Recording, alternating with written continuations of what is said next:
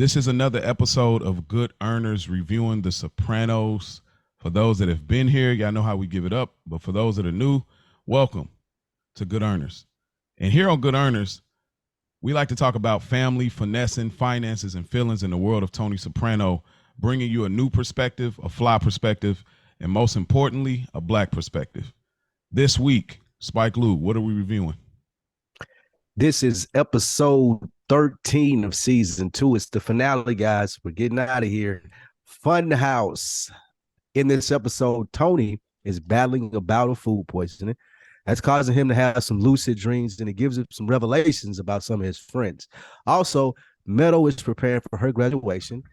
Tony's mom runs into it with TSA, and the FBI finally gets the break that it was looking for with the Soprano family. This is season 2, episode 13, entitled Funhouse. Okay, so let me preface this immediately. For those that are listening, some of our supporters of ours, and some of those that are new to the show, this is not the podcast. I've spoken this first season. This is not the podcast where we're going to try to find every meaning to every dream. You guys are going to find out a little bit more how we feel about dreams, but I'm going to preface that here.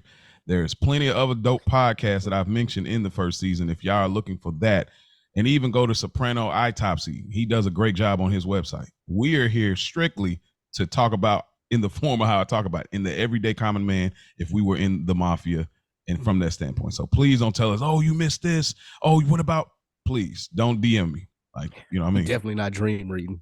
Yeah, like we're not doing it. Because I know people like, man, what about this? You didn't catch it. Like, nah, bro. Two shits bro, what he was dreaming. Dog, I promise you. I'll be real with you. Oh, man. So I just want to preface that. So, but shouts out to y'all for listening. We open up. Tony's at Livia's. And who do we see? We see baby sis. Barbara's there. And Livia is doing this whole crying thing. And she's crying about her living arrangement because Janice is no longer there to take care of her. And Tony is very high strung. Again, Tony has to pick up the pieces because now Janice has to go because she caught a body.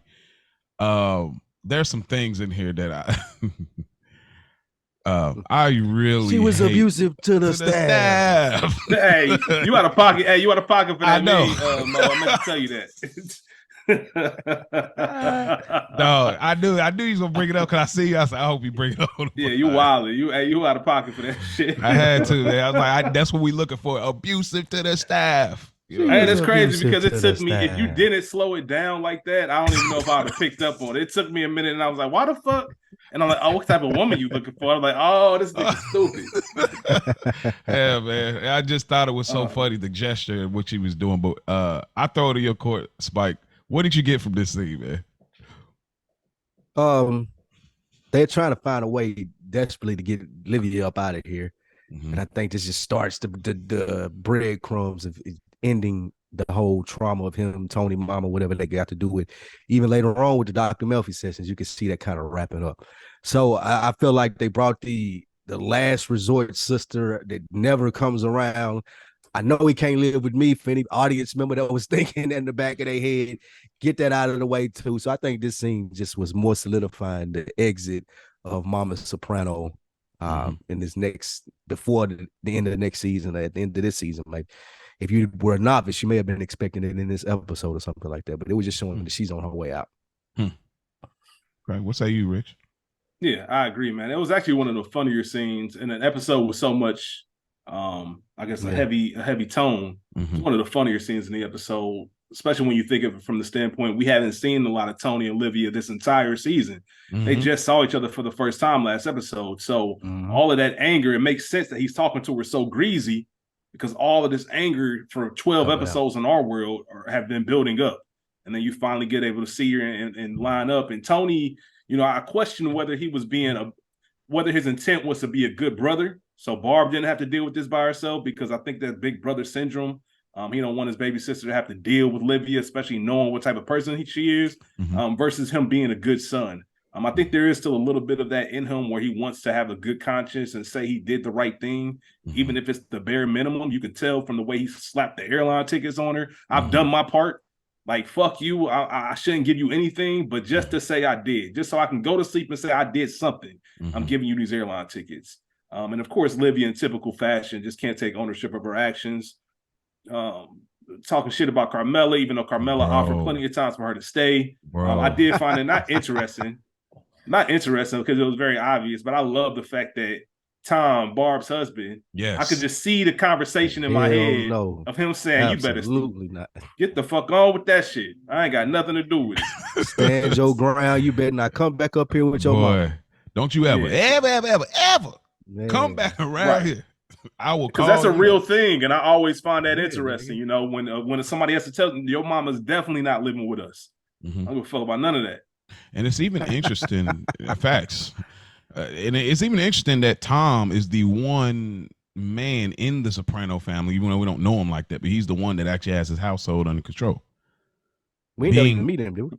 We do. The varsity athlete later on when they'd have that dinner and the varsity athlete thing, he was there. Yeah. But we don't get like a whole lot. But like Tom is the only one, and the baby sister kind of like is out of the loop. So she's trying. Honestly, I feel like, nah, you should take a stab at it, bro. Like, you don't really do nothing for this family. Like, even though Janice was finessing, she did take care of Olivia. She was checking the mail. It was for her own regard. But like, Barb, what are you doing? Like, you didn't just left us behind. I think that's her purpose, though, as a character, to let them know, like, this one normal person. She ain't trying. Like, the only reason that Janice took care of Olivia was for the come up.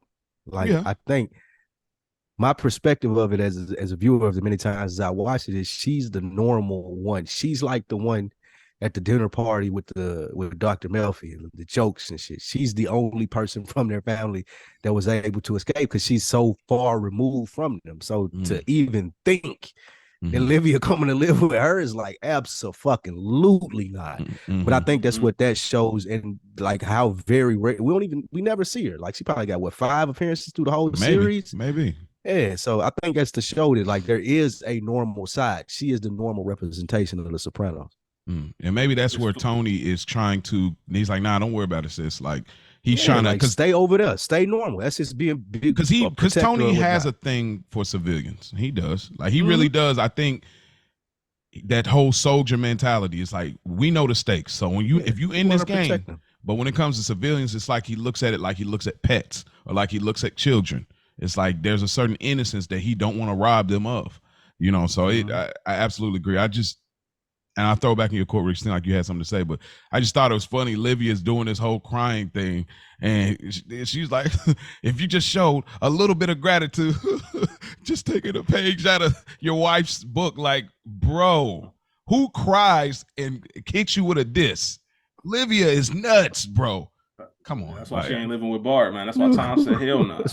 Man, bro. All I was gonna say was that, you know, Spike, you just brought up a great point. We don't see Barb a lot throughout the series. It's definitely not double digits. Oh yeah. But it's almost the actor who plays Barb, she almost has such an innocence about her.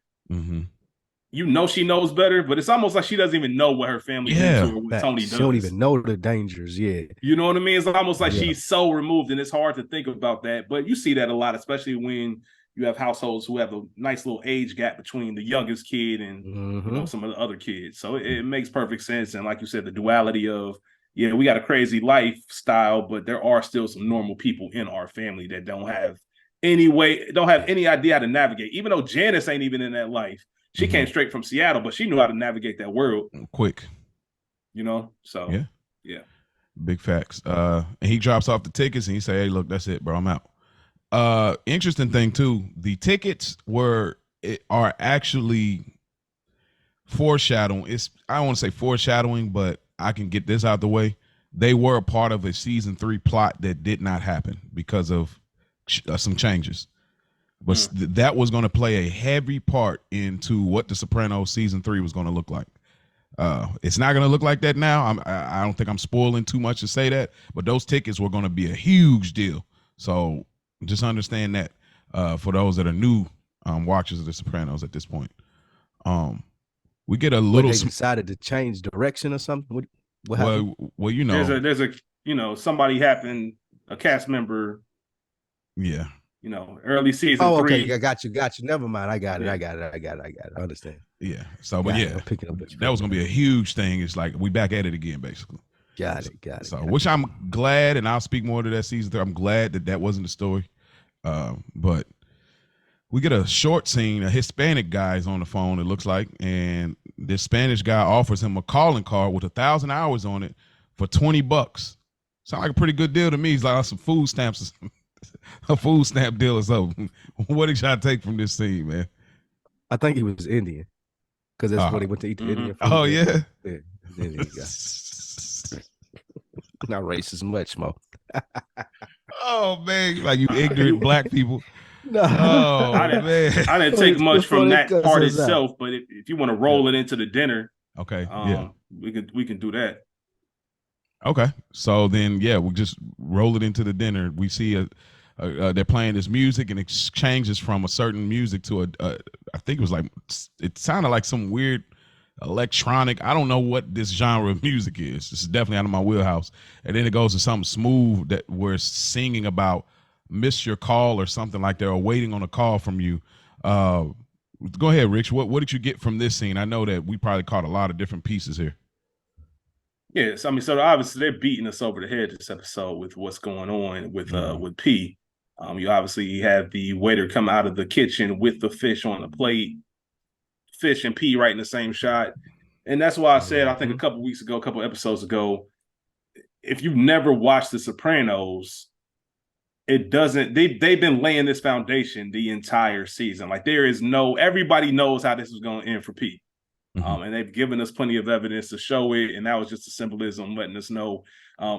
Tony has a certain look on his face while that music is playing, and I don't think they do that music if it's not a dream scene episode. They try to keep things as realistic as possible, but I think it's just the fun that they were having with it. But Tony has kind of this smirk on his face. Everybody's laughing and having a good time, and it's almost like a concerned look. It's like Tony is aware that he doesn't.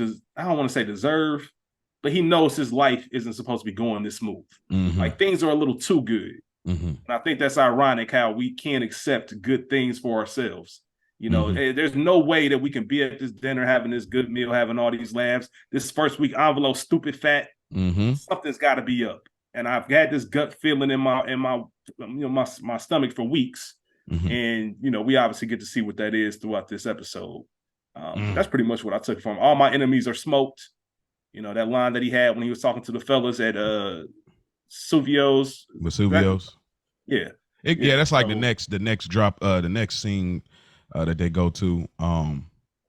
Great pool. Great. What about you, Spike?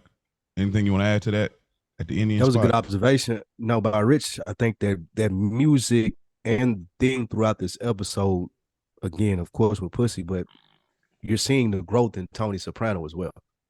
Like some of the things that he's going to have to deal with in order to be, again, like we still got him in his earlier boss stages, like seasons 3, 4, 5. Like he that nigga. Then he still ain't to that point yet.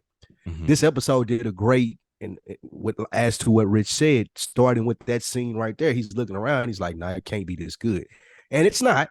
It's other shit going on, but this is the process you go through to being the boss, the mob boss. And I think that we're seeing Tony doing it. One of the great parts about this episode, minus the dream sequence shit, is it's like a snake shedding his skin. You can see Tony growing into like from the Suburban to the Escalade truck, like the maturation of that. And even later when he said to gives Chris his news, Meadows' graduation, the theme throughout this episode is the growth, and Tony is just getting it subtly, just taking looks at like, nah, I don't believe my life is as good. But along with the good shit in my life comes the bullshit where I got it. Of course, what happens in this episode. Yeah, I agree. I can't really. Oh, go ahead. I was just gonna say real quick, and the one thing that's good about that is that's something that's relatable. There's not too many. Yes. There's not too many ways that I guess we can relate to Tony Soprano, the mob boss, but we can relate to him as a human. And all of us have that instinct of something's not right.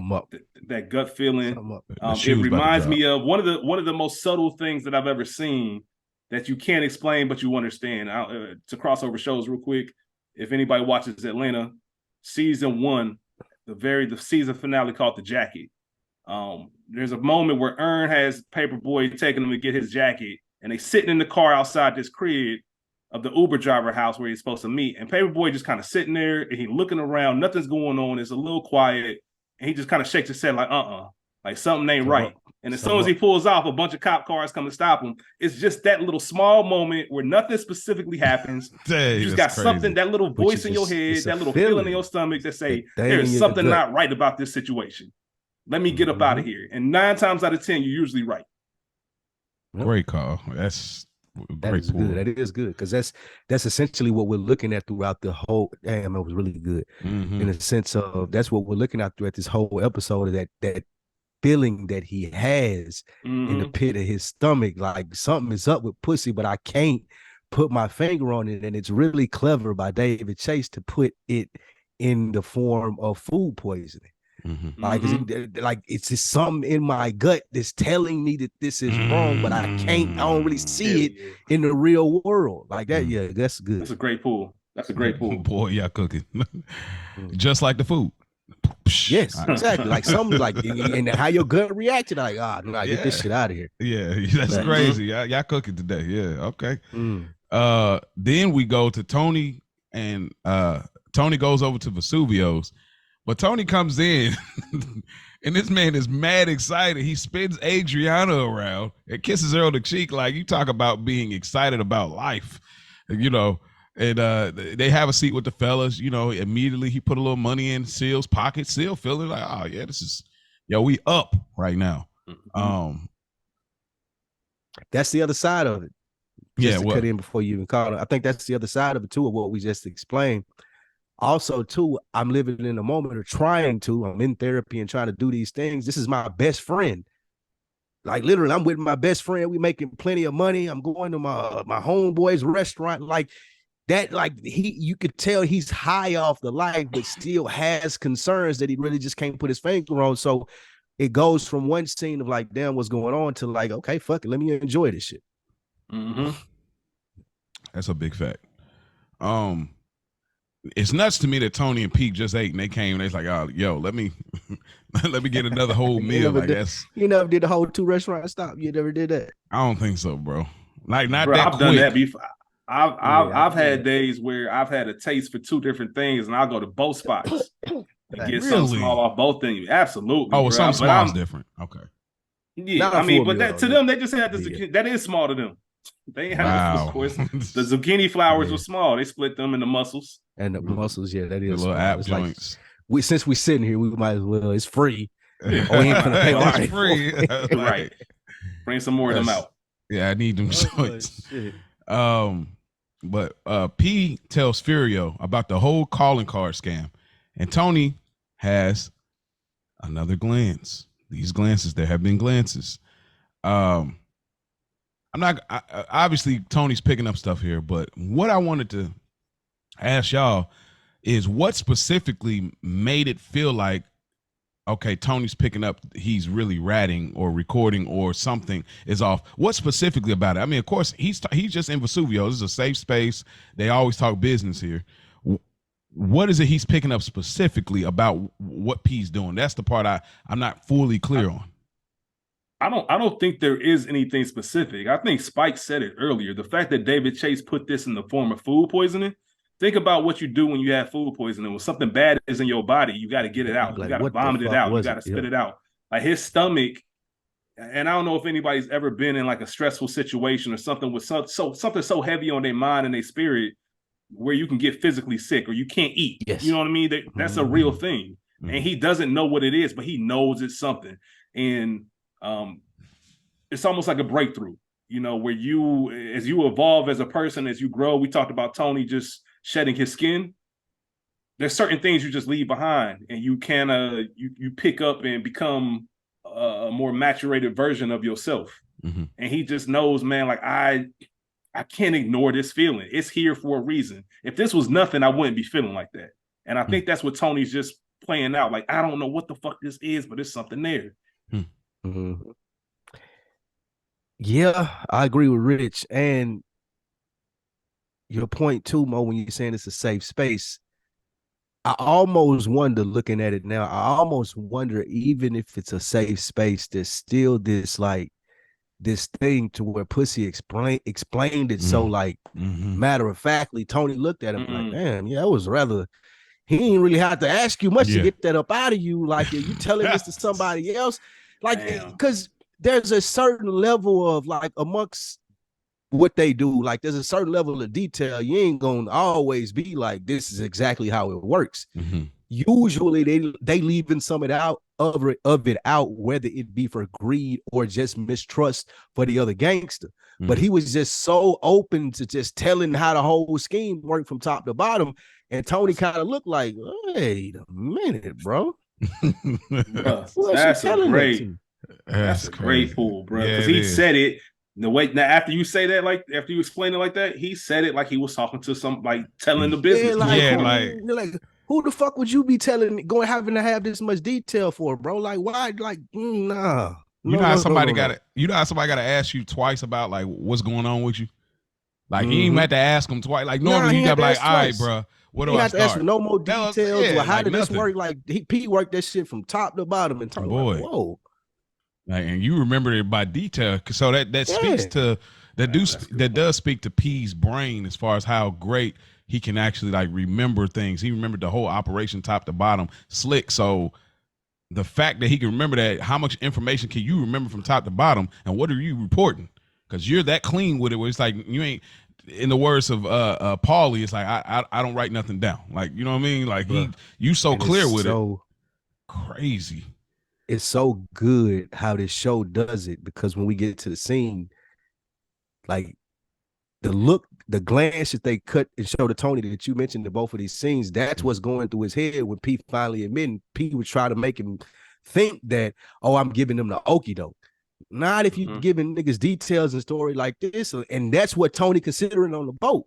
Like, maybe this is my best friend, maybe he do got like, but nah. But as the episode played out, I just those looks, those glances, I feel like what we're supposed to refer to as to what helped him make his decision at the end. Yeah, and that's his best friend. He knows Tony. There's a scene episode, even though it's a dream sequence, where he says, "You never exercise a day in your fucking life." Yeah. So he probably on the flip side, he's probably thinking like, I've never heard you break some simple shit like that down like that ever in my life. Like, what the fuck is going on? Why is that? Yeah, especially to this nigga. Yeah, this episode's theme to me is it's full of unusuals. There's they keep being these things that are full of unusuals. I think even really quick before you. I'm sorry. I just seen it because I'm watching it. Yeah. To compound on it, the next thing that happened was your man walked in there with the coat for Carmela. And just like Pussy just ran down all the details for this, Tony wouldn't even let him bring the coat in the fucking restaurant. Oh, yeah, because that's a whole nother racket. I don't even want to talk about, this ain't got nothing to do with them. I don't want you in here to talk. Go back to the car. So it's go really back in your freaking hole. Yeah. Fire. Shouts out to Davey. Nah, great pull. I didn't catch that either, because he was like, yo, bro, you making the spot hot. Go back. Like, you know what I mean? That's a great pull. I do like this humorous moment from the guys. I think it speaks volumes to when we get to the boat scene. P eating off of Silvio's plate. Then he's like, is it good? Yeah, it's good. And then Tony just takes his whole fork and eats off of it. And I just love that, like that bromance moment between them. They're having this, good moment. And then even when Artie comes through and just says, hey man, congratulations on your daughter. She's getting she got into college, as well as, Seal's daughter. A couple of things I wanted to ask y'all, but I find it funny that he's bringing this up, but we never hear about his daughter. And I'm not going to let you live it down, Soprano creators, for Artie Bucco's and Charmaine's invisible daughter that was on the soccer team. You need to put a milk carton thing on it. Bro, I'm going to have to put one of them together. Like, please. Put her on a milk carton next to Homegirl from Family Matters. Oh, absolutely. Was it Judy? They didn't even ask Artie where his daughter. Bro, right? They didn't ask, man. No, that's why I'm like, y'all want us to forget that? We ain't gonna never forget about it. But shit, I thought it was funny. But the question I wanted to ask though, I think Seal, no, it's P. He said, "Hey, I give shouts out to Carmela for basically getting Meadow there to the college realm. And he says, well, don't count yourself out. You had something to do with that too. I wanted to ask, in what regard do you think Tony has something to do with Meadow's success as far as college go? Because I don't know. You know what I mean? I don't want to discredit him as a father, but just based on what we're getting within these couple seasons, do y'all think there's something we could credit to Tony that maybe Meadow, other than genetics? I mean, damn. That's something you say. You don't, when you have a big event, a celebration, especially about your homeboy's, child. Yeah, that's just something you do anyway. Like if Mo, if you told me, your daughter's graduating kindergarten or whatever the case is, I'm like, hey man, that's a good job. You had, whether I know what it is or not. So niggas lying. That's what you're I don't know if he lying, but he wants to make sure like it ain't just Carmella. Like it's a respect to him. Like, yo, it ain't just Carmella. Okay. We know you have something to do because Tony's they all probably hard on themselves. They're not present fathers the way they want to be. Okay. I mean, that's their way of making themselves feel better about each other.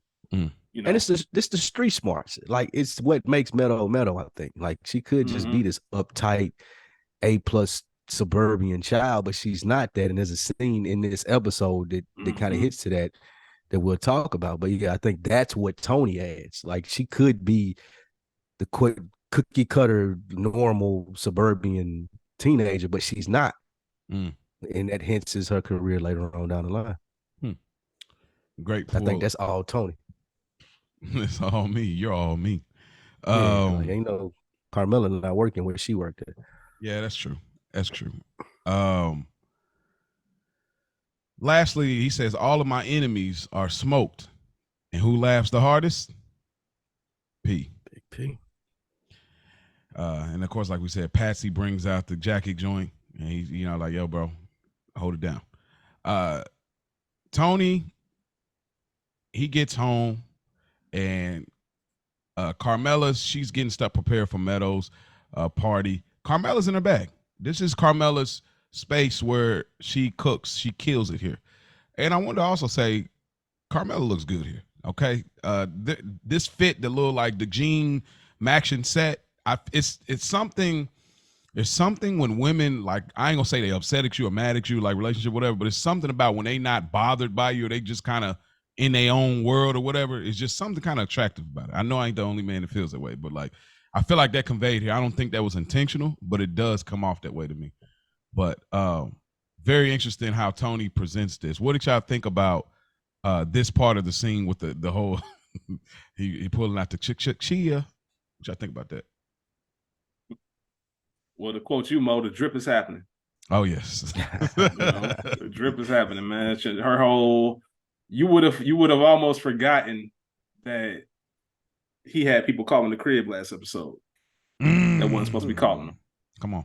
He was in such a doghouse last episode, and Carmella was so disgusted with him and going to see Vic and everything else. Like, I might be free one day. And to this reaction off of something. So it shows that Tony does pay attention.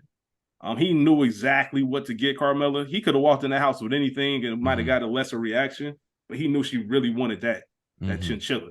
And he looked like a boss. Like, that was just some boss shit. I got my girl naked with the chinchilla on. She about to serve me up, like all types of stuff. He just in his back, and and he get his joint copped.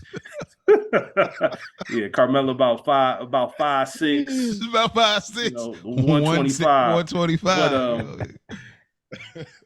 But it also shows that Tony takes care of his people. Yeah. In the scene previously, we see him give Syl an envelope, or not even an envelope. He gives him straight cash, puts it in his suit jacket. Well, no envelope. He tells Carmella, it's been a good week. So since I'm eating, I'm gonna make sure you eat, and not just Tony's real big on you're eating because I'm paying for this crib, food, you get an allowance, whatever you need to do. But this is something extra, something special. Because I am feeling good and everything's going right. And I don't even know Tony even looks at it on some apology shit. I don't even think he looks at it in that sense. It's just straight up, I am who I am. I want to do something nice for you. And I know it's going to give me some points for the fuck shit I'm about to do. He might not even know what that fuck shit is yet, but he knows it's coming. I got to deposit something. This is the roller coaster ride. This is part of being, like you said, Tony Soprano. Like the previous episode, it might have been bitches calling the house and shit. This episode, you got a $50,000 coat. Like, you know what I'm saying? The good comes with the bad. And that goes to what we were continuously saying about this episode. This is the good. Like this is the lead up to like, nah, man, I'm getting for a coach. My bitch loved it. She came out naked in it. Like shit going way too good, man. Like some got to be up. And this just adds, this is the cherry on top almost to that. And I agree with you, my Carmela. This is probably the best she looked in the whole series. Like this little sequence right here. Oh, with the jacket joint. Yeah, coming out with the jacket and doing a little spin and shit. Yeah, Carmela was in her bag. Yeah, she was in it. I was gonna speak to that. I personally think the later seasons Carmela really cooked. Like I think she really started to get into space. I think when her hair chopped and kind of like grew it a little bit back in, I thought she kind of was like top tier. But I was just thinking like she really would have killed if she brought the jacket back during that sequence. But absolutely, she was definitely in her bag here. I like it. I didn't think they were gonna get to it like this because we had an earlier episode in the season and they got to it. So yeah, that was. But I like that Tony putting the extra dramatics on it because he knows I'm about to kill it. Like if you, a lot of us men, we're not privileged enough to like hit it on the nail. Let me speak for myself. I'm really bad about hitting it on the nail when it comes to stuff like this. So to know like, oh, like the Kevin Hart, oh, are you finished? Like when you know you about to kill it. This is a moment where it's like I'm making it dramatic and everything because you're gonna be looking at me like, what do you want? And I'm about to blow your brains out with what gift I got you. So just the funniness of the dramaticness and knowing he killed it and he's like, nah, you know what time it is. Y'all think Carmelo's her jean outfit, you think it was baby fat or Rockaware or anything like that? Which I think it definitely got to be. It looked definitely the baby fat joint for sure. It was the baby fat joint. Facts. Yeah. But, man, shit! What a time to be alive, man. Man, boy. Yeah, he got his world rocked. Tony is walking on the beachfront. For those that are just walking, I mean, obviously, there's a downward spiral. Downward spiral from here, boy. He's walking and it's cold outside. It looks like he's on. I'm just gonna call it the boardwalk, unless y'all know another term for this. Yeah, that is. That's what it is. Okay, so Tony's just walking in a cold boardwalk. We don't know it's a dream, but obviously it's a dream. Nobody's there at the moment. But the only thing that we see is snow in June. And that is one of the unusual things. Along with we're seeing the crew, but the only person's not looking at him is P. We even see Philly and not Patsy, which is very interesting as well.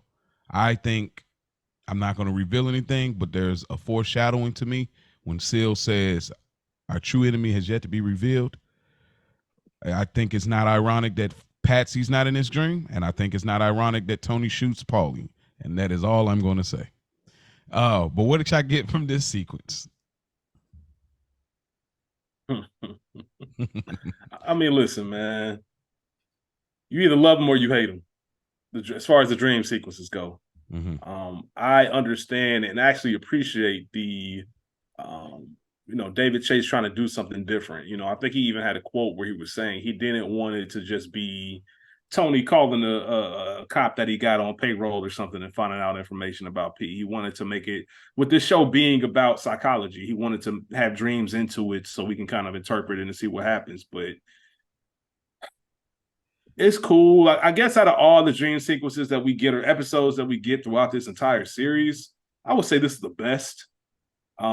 Yeah, this is the least bad dream sequence. I will give you that.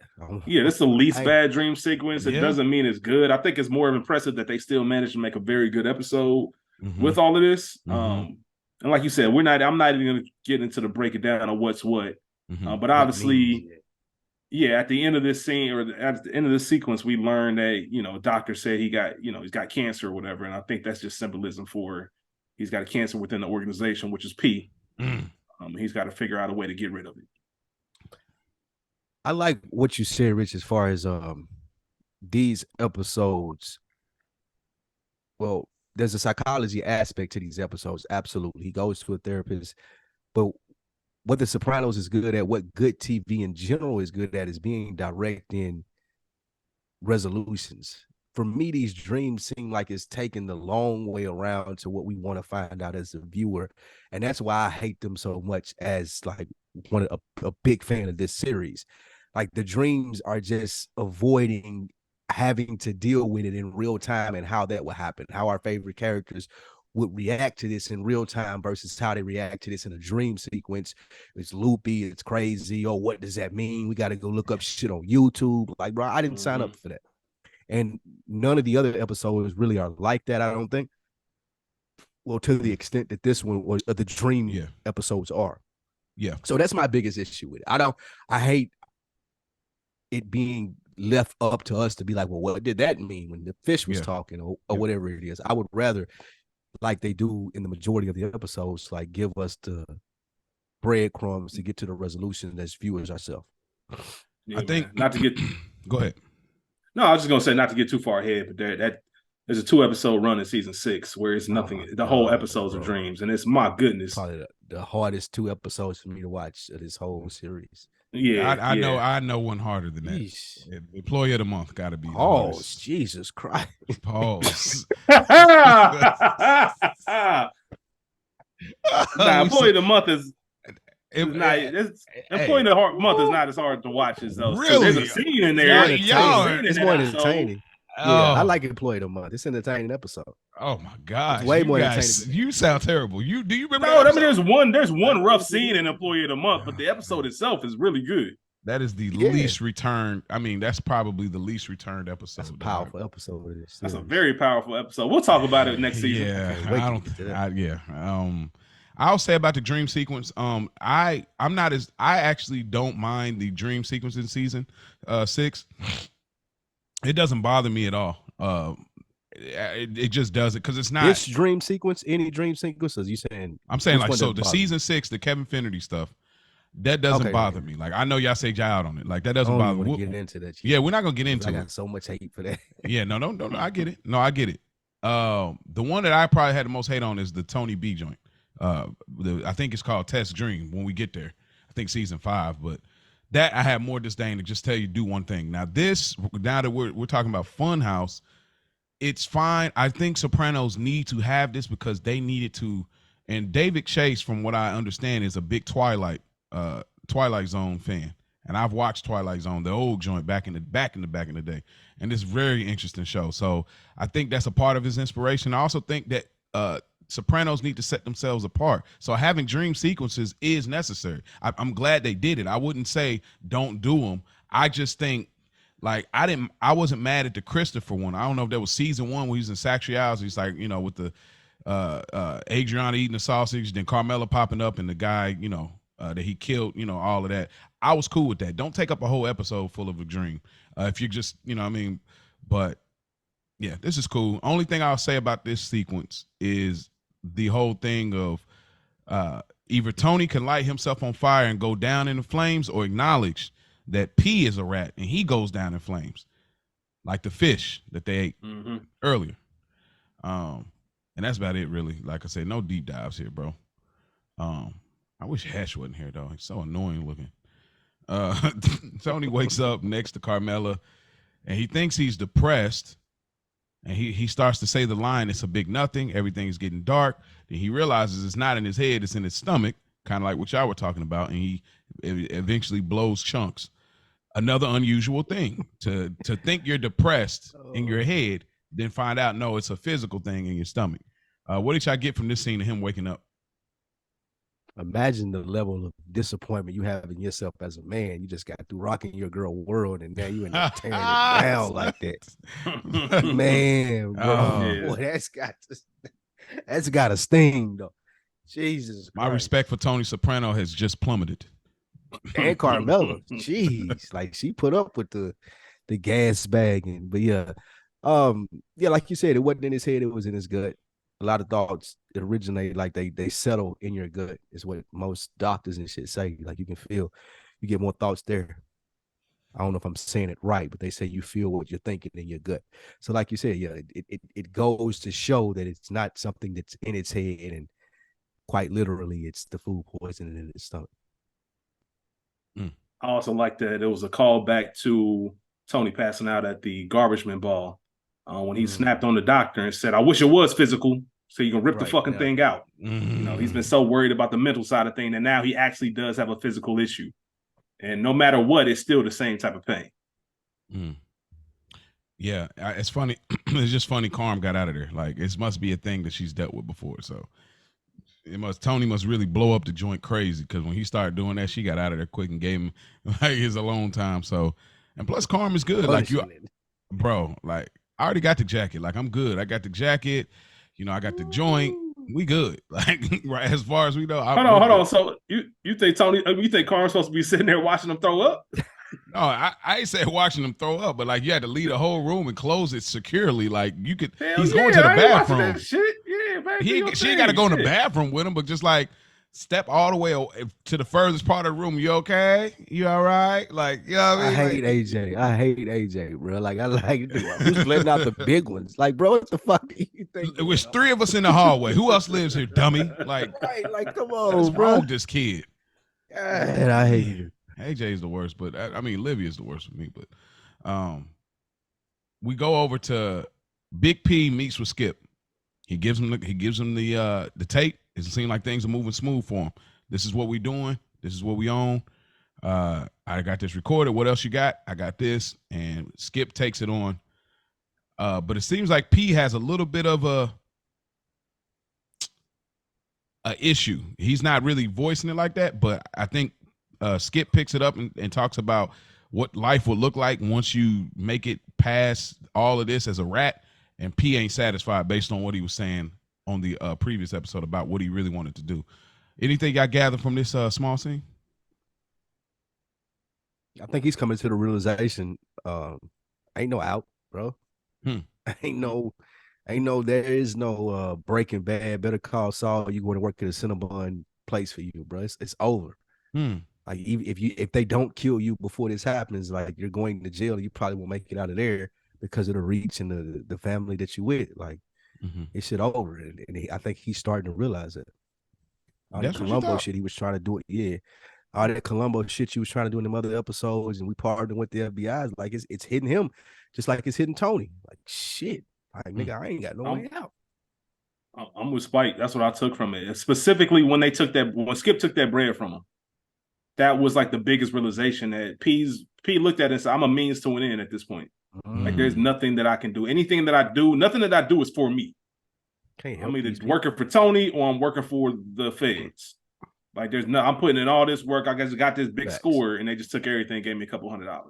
Like, it's over. Like I said, they've been setting us up all season. It reminds me of Training Day, man. You've been playing this all day. Shit, I've been playing it all week. Son. All week, nigga. You feel me? Like, it's over, P. Talking about. It's over, P. I do want to ask y'all. Yeah, that's my favorite movie of all time. I do want to ask, do y'all think that, I could have asked it later, I'm gonna ask here though. Y'all think this all could have maybe made for a better episode if we didn't get P with Skip throughout the season? Because it almost, to me, just feels like if we know, if we're just looking at it through the eyes of Tony Soprano, we got an idea that he's a rat. We keep getting these pieces, but we never see P with Skip. And then at the end, we get what we get. Do y'all feel like it would have resonated different as far as the dream thing? Because I think, just to clarify, you mean if, as an audience, as viewers, if we weren't 100% sure that P, like, we know for a fact P's a rat because we see the schemes with Skip. So you're talking about it if we just didn't know, we might have had our questions about it and just found out this episode? I feel like it could have been more compelling. Would have been like, dang, the dream is telling you, bro, he's a rat. No, that is a good point. That is a good point. Because part of the reason why the dream and shit for us as viewers doesn't matter much because we already know pussy snitching. Yeah. I that is a good pull, Mo. If we had not known throughout the season, if the nigga had just appeared at the beginning of the season like he did and throughout the season, and now we got Tony having these strange looks at him at the end of the season in these episodes, we start to wonder too, and then boom, here it is with Skip the FBI dude. That would have meant a lot more as a viewer. I agree with that. That would have. I like that, Mo. That's part of the reason why I hate this dream sequence, because what he's trying to figure out in these dreams, we already know. We already know. I don't give a fuck about you and the fish and talking to Seal. Like, none of this shit matters to me. Yeah. So that is a really good point. Yeah, it really takes it really takes the steam out of it. Honestly, that's what I makes think it it's feel too conventional for David Chase. I think it was too. Sometimes a lot of these smart shows they try to get a little too smart. Too smart. I'm not saying it's bad. I mean, there's people out there that appreciate it. There's deeper meaning. If you like to deep dive into that stuff, it's perfect for it. Dreams down. Yeah, but it still could have been. It still would have been the second best show of all time, in my opinion, had you not done it the way you did it. Yeah, that's true. Carmela just gives him a little soda when he wakes up. I thought that was pretty realistic. I definitely do that. I'm just blowing chunks. If this was a black show, it would have been ginger ale. Coke, it would have been ginger ale. That's what I was thinking. Okay, man. If this was a black show, that would have been ginger ale. I'm thinking Sprite. like, why is that Sprite, Coke, but, bro? It would have been ginger ale. Ginger ale, we do ginger ale too. 7-Up, but Sprite is probably the go-to. 7-Up and ginger ale. Yeah, at least amount of flavor kind of helps, but yeah, but it was realistic nonetheless. We get another dream from Tony. And he's back on the boardwalk, and he sees Junior through a broke window. What did y'all think that meant? I don't know. All right, let's keep pushing. Question, bro. We see a clown. Question. That's all right. I don't know. We see this clown face behind Tony, like Tony's being laughed at. This is when I'm gonna pull some of the stuff that I'm just gonna shoot from half court here, but it's like Tony's being laughed at. Like this whole time you let a rat be around you, he's been right next to you. You know what I'm saying? And it also, I think it fits the bill of Tony being the sad clown that he always talks about. Seal comes through and says our true enemy has yet to be revealed. He's like, what are you looking for? I feel like somebody's looking for me. And he says our true enemy has yet to be revealed. Again, like I said, I spoke to what I believe it's really referring to, but I guess Tony's walking in motion, but he's not going anywhere. It's like he can't move forward with his life until he actually handles the problem in his operation, which is P. And then of course we see Tony looks through the lenses. He's playing cards, and we see what happens there. He shoots Paulie, and it is what it is. Tony wakes up again. All of this was really, I'm just be real. This was just, it was so annoying, bro. Hey, you missed the best part of that. You missed the best part of the prior scene. What? when this nigga Tony said, I wondered about that chick, and probably a fucking cocker spaniel. Hey, bro, man, Tony's so fucking racist, bro. It's so crazy. Bro, he talk about raghead, bro. Oh my gosh. Hey, bro, man, this man is wild. If anybody ever put out like a first team all racist television character bracket, first man, he'd be a team. Yeah. Tony is right definitely Archie Bunker, nigga. Him and Archie Bunker right there. Oh yeah, Archie Bunker, yeah. Him and George Tony, Jefferson, they Archie Bunker, Tony Soprano, the top three, and probably Fred Sanford, I would say. That is hilarious, bro. All first team racist characters. Yeah, shout out to Tony Allen, man. First team all defense. Yeah, they first team all racist. I like it. Tony wakes up again, and he meets with Melfi. He tells her about this dream of him basically shooting Paulie, saying Paulie got some annoying things about him, but I don't understand why I would shoot him. But we get a interesting blend. I did like this part. We get this flip. Why? Of course I did. Why? Of course I did. Melfi. Like, of course you like this. No, this ain't the part. I know you're going. This ain't the one. But of course, come on. You know that's coming. Absolutely. But we're not there yet. Shit. Okay.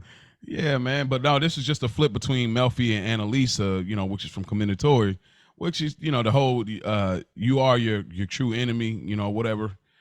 Which is interesting because it makes you question, like, the true enemy is yet to be revealed. Is it Tony that's the true enemy? You know what I mean? Back in the day, I imagine this was like, yo, this is huge. This was in real time. This was probably crazy. Now that we're in 2023, it's different.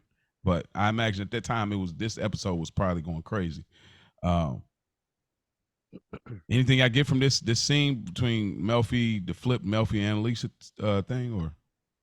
Man, the fact that Paulie sends out type reports of his nieces and nephews' activities throughout the year is fucking insane. Yeah. Holmes TV commercials. Paulie, man, he ain't. Like Paulie out here. Paulie walking in Sachet out talking about some O'Reilly. Right, doing that shit. Probably like, yeah. That's hilarious. Hey, that shit. That Tony Paulie relationship, especially as the series goes along, is very interesting. It always reminds me of this scene when you see what's going on in the future. Yeah, this is definitely the foreshadowing of Remember When. Like it's all built. It's got that built right in it. Tony wakes up. He's freezing. She thinks he has food poisoning. And then we get back to another dream sequence, and Tony is in this little red car, this little Looney Tune car, and Furio gets in, and they're asking about P, and Furio gives them some toilet paper because they're in a pandemic in 2000, and then they just drive off.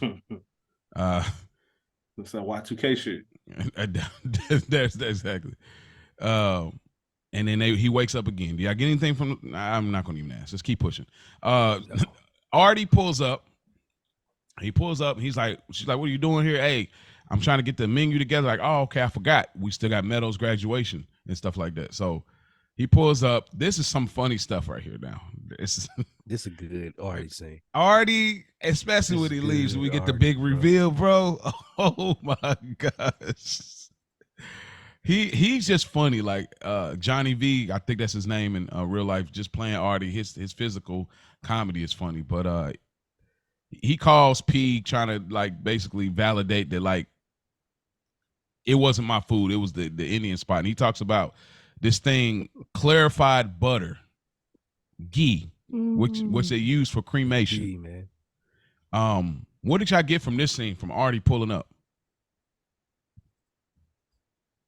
Just a breakup in whatever the dream sequence is. There wasn't really much to take on. It's just trying to figure out where the root of it is, which I guess the theme of the episode is trying to figure out where the root of his stomach issue is coming from. It has nothing to do with food.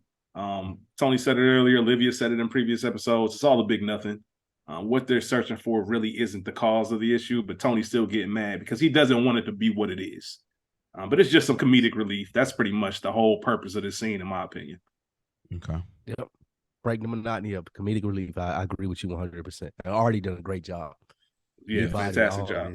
The phone when he was telling me a little bit of diarrhea, he was like, "No, nothing. See, nothing." Bro, just a little bit of diarrhea right there. Like he said, "I can't lie. I feel vindicated." Like it's like, oh, bro. Yeah, and then like comedic relief, bro. Oh, that says a lot about Artie too, because he could have easily just left it at, oh, it's nothing. But he something about him had to say that just a touch. Yeah. He had to just put the diarrhea shit out there. He could have got that off. Yeah, he like, I got 5 stars on Yelp, And the funny thing is, I don't think any of the mob guys would have done it. I think they would have just left it at nothing. No, they would have left it at that. They do. Great point. And that shows the difference between why we wonder like why Artie ain't one of them and one of them. Exactly. Yep. And they're supposed to be the honorable ones, but Artie's just that natural human thing where I'm gonna keep it all the way real, but I don't think it's me. So yeah. Because Artie's an honest man that makes an honest living. So I definitely that's a great pull. I tell you what we're gonna do here. We're gonna go ahead and just skim past all this because we're gonna be honest, we're gonna drag this out and it's just gonna be a waste of time. And I don't feel like we're gonna go deep into any more of these. But shouts out to the fake sex scene with Melfi and Tony. I'll leave it there with that. Because it's just no point. I don't feel like once we get past the dreams and it gets in real time, they start cooking immediately. So we can do that. I'm trying to think, is there anything I'm missing before I jump up? Yeah. I was gonna say the good thing is about the dreams. Those earlier dreams are the ones that are a little bit like, what? Why are all these people here? Why is Philly here? The other dreams with the fish, they're very direct. You see P as a fish talking. These other fishes are asleep. He literally told him like, "I'm working for the FBI." Right. You got the one that you just mentioned with him fucking Melfi. Pussy's on my mind. Obviously, literal. In both times, that's a double entendre. So they're all very direct and don't require a lot of, breakdown. It's just us finding out in real time that Tony knows what's going on. He just needs proof because you can't make a move in that world without being 110% sure. Yeah. I did want to say, I forgot to say in the scene with Artie, he said that what did you eat? And he says, well, P says that they ate the same thing, but different courses, which is, I feel like it's kind of lined up to, they're both in the mob, but they took different courses. So I thought that was like a slick little, like, okay, there's a bar right there. So I'll briefly kind of jump us down to when we get to the real time situation. So Olivia and her friend, they were going to take a flight. She gets held up. We get the dream, like I said, they're talking about P, or they're talking about P. And then Tony sees fish, and then he finally wakes up. And the whole sequence is like, basically, you knew what it was. I got passed over. And this is, you passed me over for a reason. Then we get, in real time, we got Kuzumano pops up. This is where it was fun. Well, hold on real quick. I want to point out one thing. Yeah, go for it. About that airport scene. Okay. Just shout out to Olivia's sister. You know who that is? That's with her. Obviously, we know it's Olivia's sister, Tony's aunt. But you know who that is? Who is it? That's Mrs. Blundetto. Oh, Tony B's mom. Great pull. That's Tony B's mom. Tight. Now that's tight. That's tight. Now see that makes it worth it. Like that little detail, that's tight.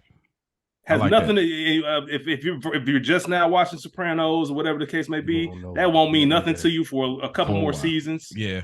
But when you find out who Tony Blundetto is, it's gonna mean everything. He big time player in the Sopranos world. Mm-hmm. Tony B, man, just this freaking guy. This freaking guy. Tony has Tony's face when he woke up out of the dream was crazy. Oh, did Carmela think it's something else? He's freezing. He's probably hilarious. Tony wakes up and he's sick and he's still racist. He says those ragheads. That is so.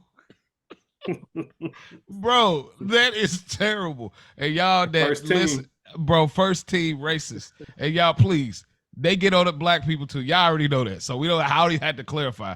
But it's just hilarious because we called Janice fake dot head before, and then Coos clarifies about clarified butter, and then he realizes it was freaking Artie Bucco. Freaking Artie. You know what's funny though? If you can remember any time that you were sick, that's how you are though. Like the first thing that you say for me, anyways, like, man, I knew I shouldn't have ate that bullshit, man. Like that's the first thing that you say. That's exactly how it is. You get to like, man, I never shouldn't have ate on that part of town, and like I knew they wasn't gonna fix that shit right, man. So I get it, bro. Yep. I get it 100%.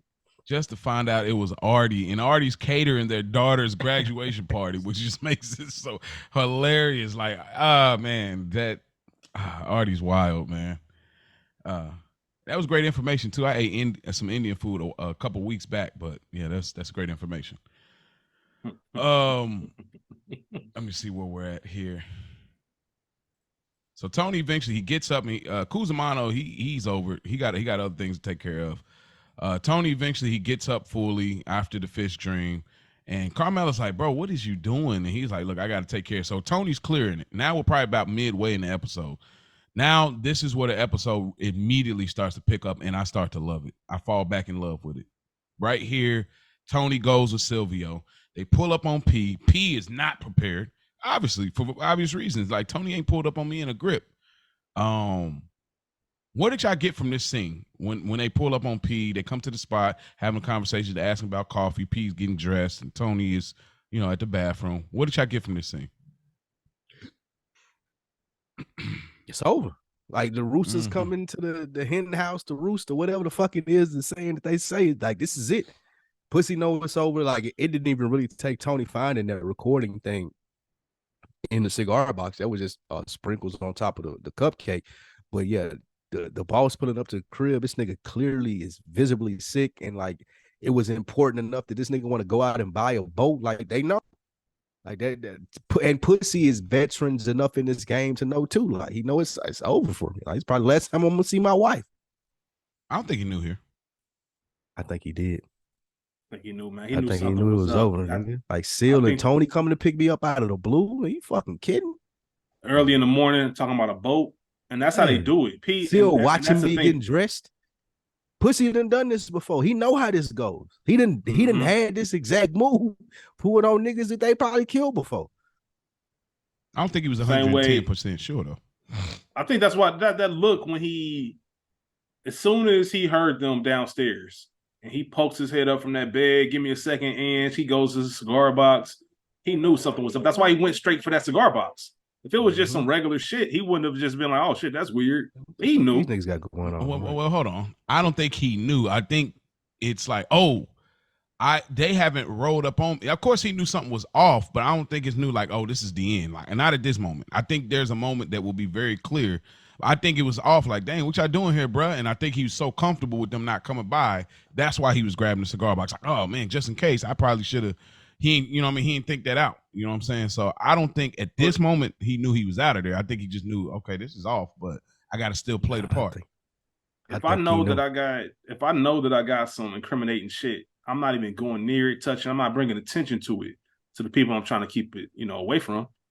I think that that's why when you are in the wrong and you're the only one that knows you're in the wrong, you got that guilty conscience. So everything that somebody does makes you react a certain way.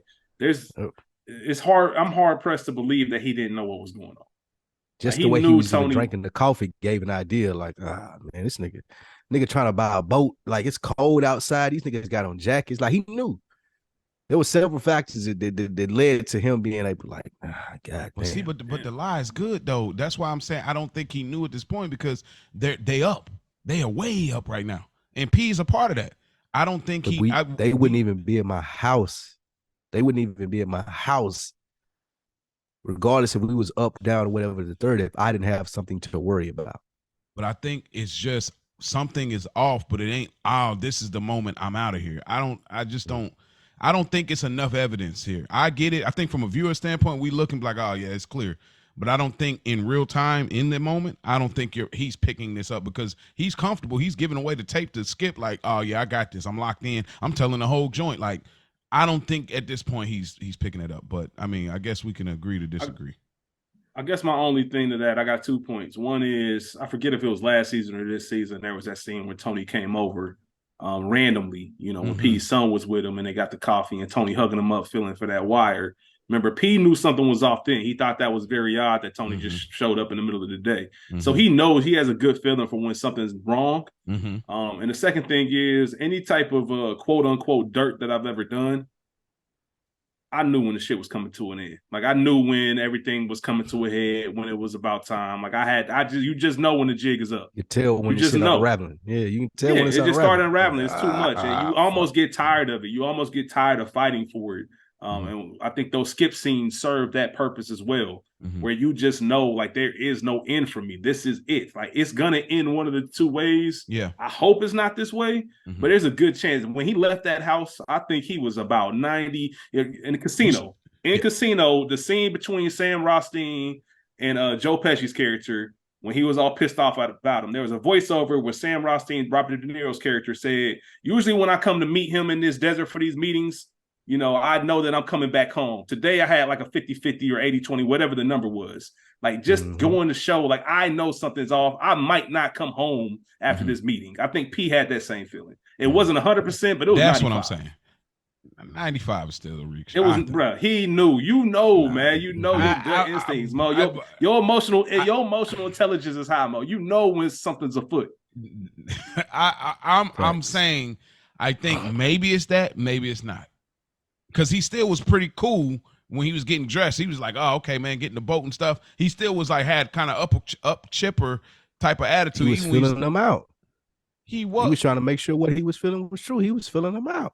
I think once they get to the boardwalk towards the boat, I think that's where it really clicked. He knew it was over when he got on the boat. Like the 95 joint. At that point, I'm gonna figure out if I could get out of this. That's why I think it's 95. Right here, I think that's still a higher ratio, maybe more so than not, but not 90. Maybe 55-45 to me. You gotta remember the intimacy of their relationship, man. How well they know each other. How Tony was at his sister's bedside every single day when she was passing. Like, he knows. And Tony, you're my best friend. You fucked up. I know you fucked up because I just got a call from Artie saying that you fucked up. Why are you here? It's gotta be urgent if you here. Facts. You know, there's no, and the boat's not that urgent. It's got to be something else. Like, all the clues are there. I just can't. Everything about P in this scene let me know that he knew. Either he knew or he wanted it to be over. He was tired of this shit. Going straight to the radio and getting on the boat. Like, it's something to that. Like, he wasn't able to get comfortable. Like, it's all this nervous energy. That's the way he knew something was wrong. And I don't know if these niggas know, or if I'm tripping, but that's what you are. Like, when you get into shit like that, like, you don't, like, it's hard to read the room now because you own so much bullshit. But I think him going straight to the radio and like trying to like divert that nervous energy that spoke to like, shit. And I like how Tony didn't play. It was like, come on, bro, let's go ahead and get to it. Like, but how long they had you? We'll move on real quick. But Mo, you ever had a note sent home from school back in the day? There it is. Yeah. You ain't never been surprised by what was in the note. Phone call. Or the phone call. Yeah, you ain't never been shocked. They gonna call it. You waiting on it. Your mom got no clue. Every time the phone ring, nigga, you like. But look, that's when you already know you did. Here's what I'm saying. That's what we trying to say. That's a great equivalent. I know what y'all saying. What I'm saying is, it's more equivalent to me when you were acting up, but the teacher didn't notify you that she calling your parent. That is more that equivalent. Like, maybe mama knows I was acting up today. Maybe she knows something. Maybe she don't. I'm not fully sure. There's a possibility, and I know I could be because I was on it, but I'm not all the way sure.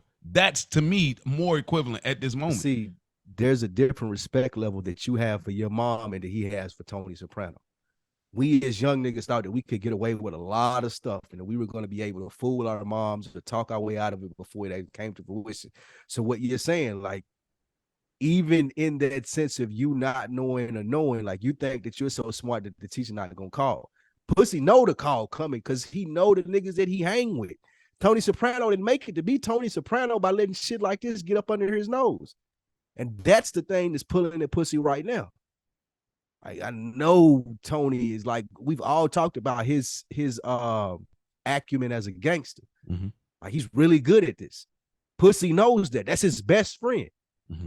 Like, by him knowing that nigga, him pulling up with fucking Seal.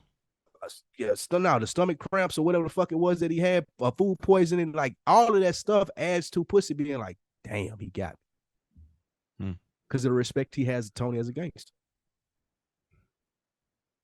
I see it. I think we're gonna agree. You didn't respect your mom as a gangster when you was young, Mo. Don't act like you didn't respect your mom. No, as a gangster. I promise you, I hear what y'all saying, and I'm not trying to purposely be combative.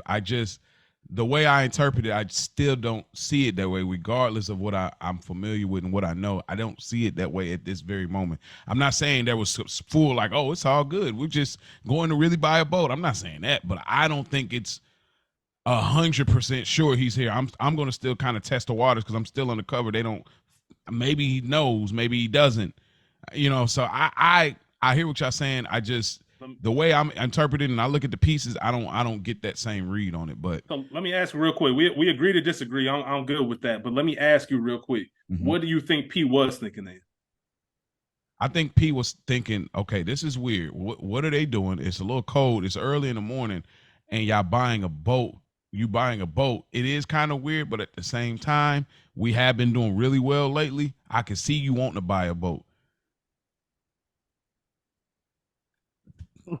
You know what I mean? It's kind of like, okay. But P also been we Why know you need me to buy a boat, bro. We know. I was just about to say that. So we know from P's perspective, not from our guesses, from P's perspective, we know that he feels on the outs with Tony. He's been passed over. He's been treated as his errand boy. That alone lets me know you came to get me to buy a boat. And you got your two top dogs with you. Why do you need me here? But they were kicking it earlier. Like, Tony, he's been on the outs with Tony, but after they killed Matthew, he ain't fully on the outs like that after that. They went to the little Irish bar that night. They was on this episode at the beginning, eating at the fish joint, went to Vesuvio's. They're having these laugh moments. Even when they was on the bust out episode, they was kicking it, chilling. So it's like, okay, we kind of all right. After we killed Matthew, Here's the thing, though, Mo. Everything you just said, that was all business. Everything was related to business. They was either coming from business or going to business. It wasn't nothing personal. I'm buying a boat on my own personal time. I need you to come with me. And that's a phone call. If somebody popped up to my crib, say, "Hey, I got the drop on the boat. I need you to come with me." Why you ain't call me? You knew I was home. Out of the blue. Like, why you popping up? Why you not making sure that I'm even available to go? What if I said no? I'm about to go do such and such. Like, it's just everything. Those spidey senses just start sinking. But he's the boss. He don't have to call. That's kind of the thing. But there's a certain, but pussy is a made man. Like, there's a certain level of respect that you keep or have for someone who you don't think is snitching. Like, the respect has gone out the window when I pull up to your crib at 8 in the morning, but like, hey, I'm going to look at a boat. Come with me. You ain't even respecting nothing that I got going on because you suspecting something else is going on. And in turn, me as pussy, like, oh shit, what do he suspect is going on? So while you may be right, it ain't maybe 95%, but he's worried, and it's way past 50. I would say 75, 80% for him being like, this is my last trip, bro. It's like nothing else makes sense, because I should have the respect as a made man where y'all not doing this to me. And y'all doing all of the bullshit to me, and even Seal on the way to it, drinking. And he like, Seal don't even get down like this. Why you drinking this early? Okay, now that's where I feel the percentage starts to go up. But I'm just talking. See, that's what I'm trying to get at. You just talking about when he pull up to the house. You know, he pull up to the house. That's what I'm saying. I think the percentage keeps growing. Then even the moment he's kind of looking at Paulie getting to the boardwalk, I think it grows. But that's what I'm saying. In this moment, I'm like, okay, what's up? Like, what's going on? I'll put it this way. Yeah. See if this helps. We don't have any illegal activities going. If I hit you up and I'm like, hey, yo, Mo, I'm in Florida, like tomorrow. Like, if I called you tomorrow and I was at your house and I'm like, hey, bro, I'm just in town, man. Just go take a look at a boat with me. Even though we ain't got nothing crazy going on, all we do is legal podcast shit, you still would be like, weird, man. Yeah. But I'm not going to be, but that's what I'm saying. All I'm saying is, it's not, no, I'm 95% sure. It's going to be like, because there's merit in our relationship too. That's what I'm saying. While you are a rat, we know you're a rat. Tony's got a feeling you're a rat. And then eventually he finds out, yeah, you're a rat, but you don't know that just yet. The benefit of the doubt on the other side where it's not 100 is, okay, our relationship. We still have been, you know what I mean? So for me. And I can't trust our relationship because I've been snitching, and I can't really gauge what's a legitimate, like, gripe in our relationship, or if I'm tripping because I've been talking to the police. So my senses are going to be heightened if you pull up out of the blue as my homeboy and be like, hey, man, let's go take a look at a boat early in the morning. Like, I get what you're saying. There's no, like, of course, there's no, even as he negotiated to the end and trying to get out of it, it wasn't 100% guarantee that it was going to happen. All Rich and I are saying is that as a gangster, as Pussy being a gangster, his antennas were way, way, way higher than I think you're giving it credit for. Okay. What do y'all think I'm giving it credit for? What percentage do y'all think I'm thinking?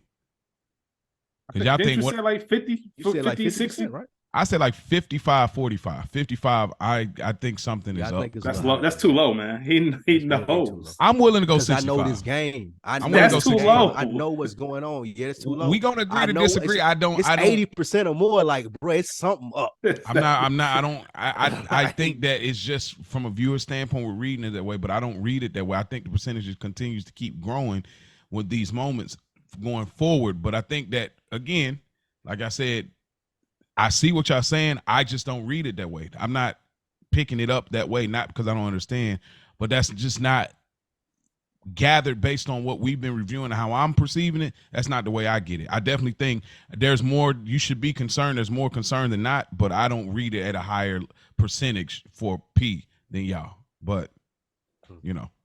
If it was a phone call, I'll leave it at this. If it was a phone call and not a pop-up, I would be right there with you, Mo. If he called him and said, I want you to look at this boat with me, me and Seal about to swing through and come get you, that phone call would have been like, that's weird, 50, 55%. The pop-up is what does it for me. Everything about it, nobody's ever just in the neighborhood. It's always intentional. I know you sick. It's just I don't know. Bro, I can't explain this it, man. 2000 though. This is 2000, bro. Like this is not. And People Seal do this all the standing there time. like- And Seal standing there like, bro, put your clothes on. And I want to watch you put your clothes on to make sure it ain't no funny shit. Like this nigga was looking at him in his closet, put his clothes on, bro.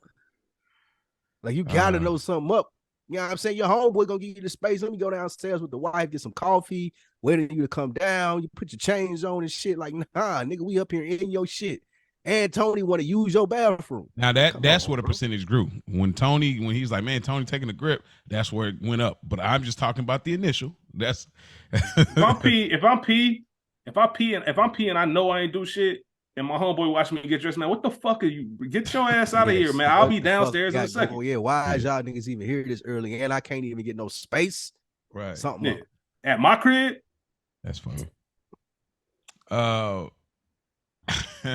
That was like the longest debate on a single topic we probably. But that's what makes this. That's what makes the show great. I've been wanting these like off tangents. This what makes it great.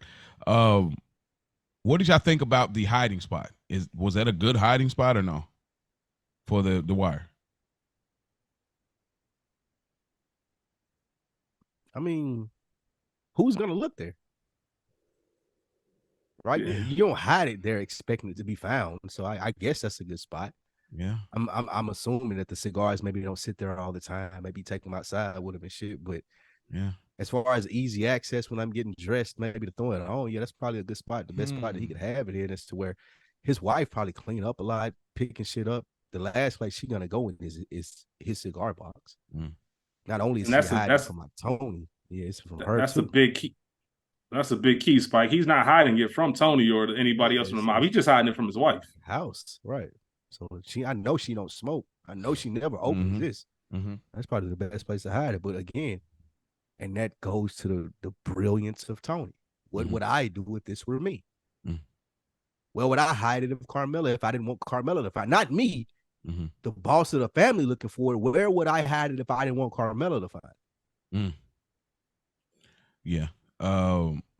Silvio, I just wanted to note too, Silvio has this weird calm zen about him when he's about to whack somebody. I just think that there's a later scene in a later season where Silvio's just super calm, like, hey, man, it's all good. Yeah, Silvio has a weird zen about whacking people. It was just a funny trait about Silvio. So, yeah, we get the riding out scene. Tony, Seal, P, they riding out, he having drinking. He say, hey, yo, it's for the water legs or whatever. And, P said, you know what, let me go ahead and drink it. So at this point to y'all, he's 98% sure, right? Yeah, for sure, man. He been new, man. 100% right here. One thing real quick before Paulie.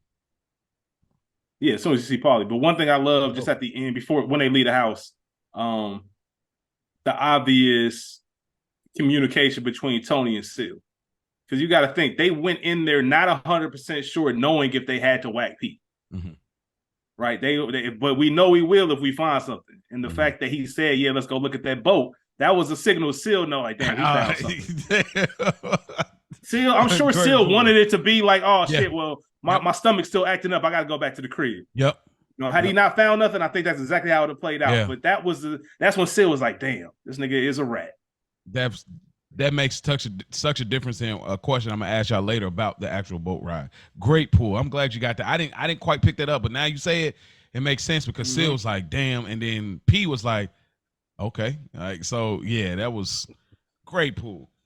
He probably had this combo before. If I tell you my stomach fucked up, that mean I ain't find shit. If I tell you we go into this boat, you already know what time it is. Make sure you put that call to Paulie, go outside or whatever. Go from there. Yep. The fact that they're all in sync, even Paulie says, hey man, the Cuban guy left, so we're gonna go ahead and take it out for a test ride. It's like the whole lie, they're full blown. I think about the podcast I was telling you about, our thing with I can't even remember his name, Gravano, the Bull, Sammy the Bull Gravano, just talking about how he would have to set up hits. And this is like a real mob guy, but like him talking about how he had to set up hits, like it's a real elongated plan. Like it ain't just some like pull up, shoot you in the head. Like it's a real elongated plan how they would have to whack somebody. So it's very interesting here, like this whole play and how it's set up. So yeah, I just wanted to bring that to a head. But P has this moment. He looks around and then he gets on the boat and his fate is sealed at that point. No pun intended. We get this scene. They're on the boat ride and they're having a conversation with him. He sits down, he throws the CD in. Paulie is all the way on edge. Which I think because he's further from the old school. So when he knows he's a full rat, I think Paulie's really like stabbed in the heart. This whole sequence, man. What are some things that stood out to you? What did y'all appreciate about this? This is one of the best scenes in television history by far. What did y'all what are some moments y'all really appreciate and what did y'all gather from this whole sequence? The entire scene. I mean, literally the entire scene. It's just you can watch it from start to finish. Going to us knowing that what's about to happen. Like I said, it's been building up. We knew there was only one way for this to end. The look on P's face when he turns around after putting that music in and sees everybody just kind of staring at him. That 100% moment, as we like to call it, after that conversation when he knew. Just how in that world you have to do things you don't want to do. Nobody wanted to. They was actually disappointed. They was hurt. The intel of trying and how cooperative P was to a certain degree. He didn't give up everything like right then and there. But Tony asked him, "What did you give them?" He could have easily just been quiet, but he owes them that. Mm-hmm. So even when you do wrong, you still got to do right by your peoples. You know that you're not going to leave out of here, but I'm going to give it one last chance because of our history, how we work. Tony and Seal, their little back and forth. Don't yell at me, all of that, because that's high tension because we both are pissed off that we got to do something we don't want to do. Yeah. But still, we got to see it through. Like, there's no way we can, there is no take this bag, get the fuck out, never come back into town. No, there's only one way to do this. And all of it just played out perfectly. And we, as an audience, as viewers, man, we grew to like P, even though we knew what he was up to, man. Pussy was a significant character. Even though he's only got 2 seasons, he's still one of the more talked about characters in the Sopranos world. Yeah. So it was like, damn, man, like we know you deserve this shit, but we saw that you got to go. Why? Damn, P, why you do this shit? Tony said it. Why you making me do this? You fat, miserable fuck. One of the amazing jobs that he did with this is the disappointment. Like, we could feel it from P, you could feel it from Tony, and even us as fans, because Rich, like you just said, over the last 2 seasons, like, we like Pussy. Like, he hasn't done anything egregiously wrong for other than snitching. For us to be like, man, I hate that guy or anything like that. He ain't Joffrey Baratheon or no shit like that. He's like a very likable character. So as he starts to realize what's going on here, us as fans of the show, viewers of the show, we start to be disappointed. We see the disappointment on Tony's face, and we see the disappointment with Pussy. Like, I really ain't gonna make it out of this. There was a 1% chance that I was really thinking that this shit may happen, but nah, it's not gonna happen. And I'm standing in front of these people who I came up with, and I know what they're about, and I know what's about to happen now. And like you said, the disappointment from Tony, like, you fat and miserable fuck. Like, there wasn't anything that you could have did before we got to this point to where I had to handle it in the way that you knew that I was going to handle it. So, like, just the way that they captured the disappointment, you spoke of it, Mo, Paulie being an old school dude and not being able to retain from being physical about it, from Seal having to go out and take a breath, like, damn, it's my home. This is my homeboy. And Tony having a process with that and managing Seal and being a nigga that be like, I got to be the nigga that make the call.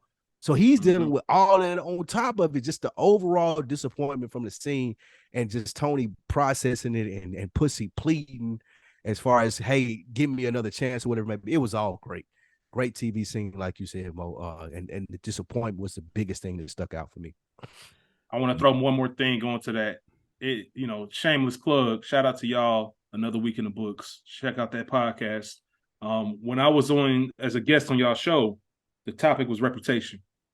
And P has this look on his face when he's going through the shit that he's given to the feds, and you can sign and see, like, this is my rep now. Like, it would have been better. You almost see it where I would have been better off taking the years. Yep. Like, I'll do the time because now I'm going outside. And this isn't what I signed up for. The disappointment on their faces made him hurt even more. That's anything worse than what the feds could have done, any kind of jail time. Like, I'd have rather went to jail than see this look right now. Man, you know, this scene is so heavy to me because y'all talk about disappointment, but there's a sadness too. I mean, in disappointment, sadness is in the ingredient, of course. But there's just this sadness where I'm looking at Seal and he goes up like, what's that freaking noise? Like, and he goes up, but it's not that deep, but you know, don't yell at me. You know, he's just not really here for it, but he knows he has to do it. And, you know, Tony comes down and they're sharing a drink. He's like, man, you know what? Can I have a drink? How's the tequila? They're having a drink and they're having this last little moment amongst the guys. And, you know, another unusual thing, talking about this episode's the theme being unusual. P talks about him basically going down on a woman, which is unusual because mob guys don't tend to talk about that. And that's kind of not a popular thing. And if it is, they don't talk about it, which, you know, Junior got so much flack for doing that. Uncle Junior gives head, you know, so that's an unusual thing here. You know, you like, oh, so it's like it's like in too deep. Oh, so you like to work with your tongue, huh? Oh, okay. Yeah, I try to get my Edo. Like, chop that dude's tongue off clean, boy. Y'all don't even know about that. People that y'all don't even know about that. Shout out to Cincinnati, man. You know that's my joint, man. That's filmed in Cincinnati all day. Hey, come on. But no, seriously, like when Seal comes back in and Seal's eyes, like how watery they looked. I don't think there's another scene like that for Silvio. He doesn't have a watery eyes. There is not another moment like this. Tony, even then, and then P. Shouts out to Vincent Pastore. The way the anxiety level of knowing you're going to die, like to get in that space, method acting, this is so scary to me, bro. To know like you're dying. You're trying to get drunk. You're hoping that dims the feeling of dying. You're hoping that I'm whatever I can do to numb this, because I'm not going back. I'm not leaving this boat. Whatever I can do to numb the fact that I'm going to die and they're the last faces I'm going to see. Maybe we can laugh. Maybe we can tell a story. Maybe I can, hey, can I sit down? And before you know, they pop them. It's like, man, bro. I talked about, what is it, Fat Face Andre? Is that from The Wire? Yeah, in The Wire. Same thing was like, man, please don't. Yeah, but like just that idea. When you go through a scenario knowing you're dying, that is what, man, bro. That is, it's so sad, bro. Like, that was a hell. Why'd you bring up his name? What? I want my people to give me a proper home going. Well, people don't take it serious because it's Andre, but it's like, my nigga Chris was like, you ain't got to worry about it, bro. Like bro, they not gonna I got you, boss. I got you, boss. Funeral. they're not gonna even find you, bro. Like, that was a crazy pull right there. But it's the haunting fact that I know I'm going. You know what I'm saying? Like, I can't imagine this thought of knowing there's nothing you could do. There's no easy way out. They can't choke you out. They can't throw you in the water. They're gonna cap you. It's your last conversation, my nigga. Man, just Vinny. That's what, you know, everybody has their thoughts about death and everything like that. I had that specifically written down in my notes. Just the anxiety of knowing that it's it. Mm-hmm. You know, people talk about that. You know, it's just in the vein of the conversation. If you want to know, what's that Mario Wanish shit? I don't want to know. I don't want to know. Yeah, man, it's kind of like that. Like, am I better off just not knowing it happening? But when you got to face it, and you know, and these are your final moments, and everything that you love about life that you're never going to experience again, that's rough, man. That's a good pull, Mo. Yeah, it is. Yeah, I think the most. My bad. Go ahead. Yeah. I was gonna say the most interesting thing for me is him trying to get that last lie off, like you said, with the bitch from Puerto Rico, and she drunk me under the table, and I ate her out, like you said, just going there. And even Tony, then now that I'm fed up and I'm through with it, and I'm having to be the boss, like, brother, she even really exist, and that kind of like ending like this is it. And Tony laughed about it and everything. But yeah, like this is it. That's like that was the last one, my nigga. That was the last one that you were gonna try to get off on us. It went over how it went over. Sayonara. Like I couldn't help I couldn't help but think of Matthew Bevilacqua. Yeah. You know what I mean? Well, you know, that's gonna be that sugarless motherfucker gonna be the last drink you ever have. Like the fact that he actually gets to have some actual drinks with his homies. Yeah. You know, obviously shows the difference, but the result's still the same. Yeah. I think this is kind of the grace that we get, because later in the series we see a darker Tony. And so this is kind of one of the few graceful moments that we have where Tony has to do these type of things. So it's such a great thing. It pulls at my heartstrings every time, because if I was close to a homeboy and I had to do something like this, because like, bro, you about to get me caught up. That's why it resonates so much. It's like, if I had to, you know what I mean, really get my homeboy off because you crossed the line and there's no going back, how much would that really hurt you? You know what I mean? You got to do it, because there ain't no going back. Because if I don't, you're going to get me. And to know that, you go ahead. You know what I mean? Like, it's just like, even if we're not a mob guy, just understanding that, like, you cross the line, like you pursue, you tried to do certain thing with my wife or something that calls for this type of action. Well, knowing you crossed the line. It's the last conversation. Come on, man. Same vein. Of course, we cross-reference all the time on here. When Avon and Marlo, not Marlo, Avon and Stringer were talking on the rooftop right after Avon did what he did, and right after Stringer turned Avon into the police. This is the same type of scene. Exact same thing for me. Great pool. All right, I ain't gonna hang here too long. Paulie pulls off the jewelry. You ain't gonna need it. Come on with that. Come on with that. And you know, I told you about the IG page. The dude talk about like how much the jewelry was worth back then, and it's crazy bags on these jewelry. So let's just be clear. This ain't no Walmart watches right now. They get P, they put the weights on it, and they drop his body. Now I want to say there's some foreshadowing significance here. Tony gets the weight, and it's significant for the future episode of another episode on the boat, which one of the guys that is in this episode begins lifting weights. Y'all know what I'm talking about? For sure. So, very interesting. I don't know how intentional or how they got that locked in. They may have not, but that was a fire like foreshadow. Let me try to move us along here. No more dreams here. Now Tony gets home, and he's pretty much, you know, he's on his soapbox. He's snapping at Carmela, but Carmela's like, look, I don't know what you own, bro, but if you throwing up at Meadows' party, we're going to have a problem. Like, I told you not to go out there. You talked about like them being like women being in their like little own spaces, and that's when you find them sexually attractive and appealing. I like this. Yeah. I like when a woman's able to call you out. Like, man, they were like, nigga, I don't know who you think you talking to or what type of mood you think you in, my nigga, but I'm not the one. And it ain't even no beef or nothing. I'm just letting you know that I'm not going for it. I love that. I love that. I did too. We get a phone call from Livia in the same scene, and basically she wants to speak to Tony, and then she breaks character. It says, all these tickets stolen. I want to make a public service announcement. At this point, I am siding. I am wrong. Livia knew everything the entire time. This moment right here is the moment. Oh, this is when you're saying like, everything I said about floating in and out, I was wrong. Like, this moment showed Olivia knew the whole time. Like, so I will stand corrected. Everybody that was listening, like, how can he believe Livia? I stand corrected. She knew the whole time because she snapped. You could tell me if the tickets were stolen because I'm at the that was crazy. But that goes to the club, Tony. Tony thought the same thing though. He was like, you would think. He said it to talking to the lawyer. He was like, you would think she was never married to what's his dad's name? Johnny Soprano. Yeah, you think she was never married to Johnny Soprano? Like, to call me and be like, are these stolen? And he was like, man, I don't know what you're talking about. I'll send somebody down there to pick you up, bro. But like, I ain't got nothing to do with nothing else of what you talking about.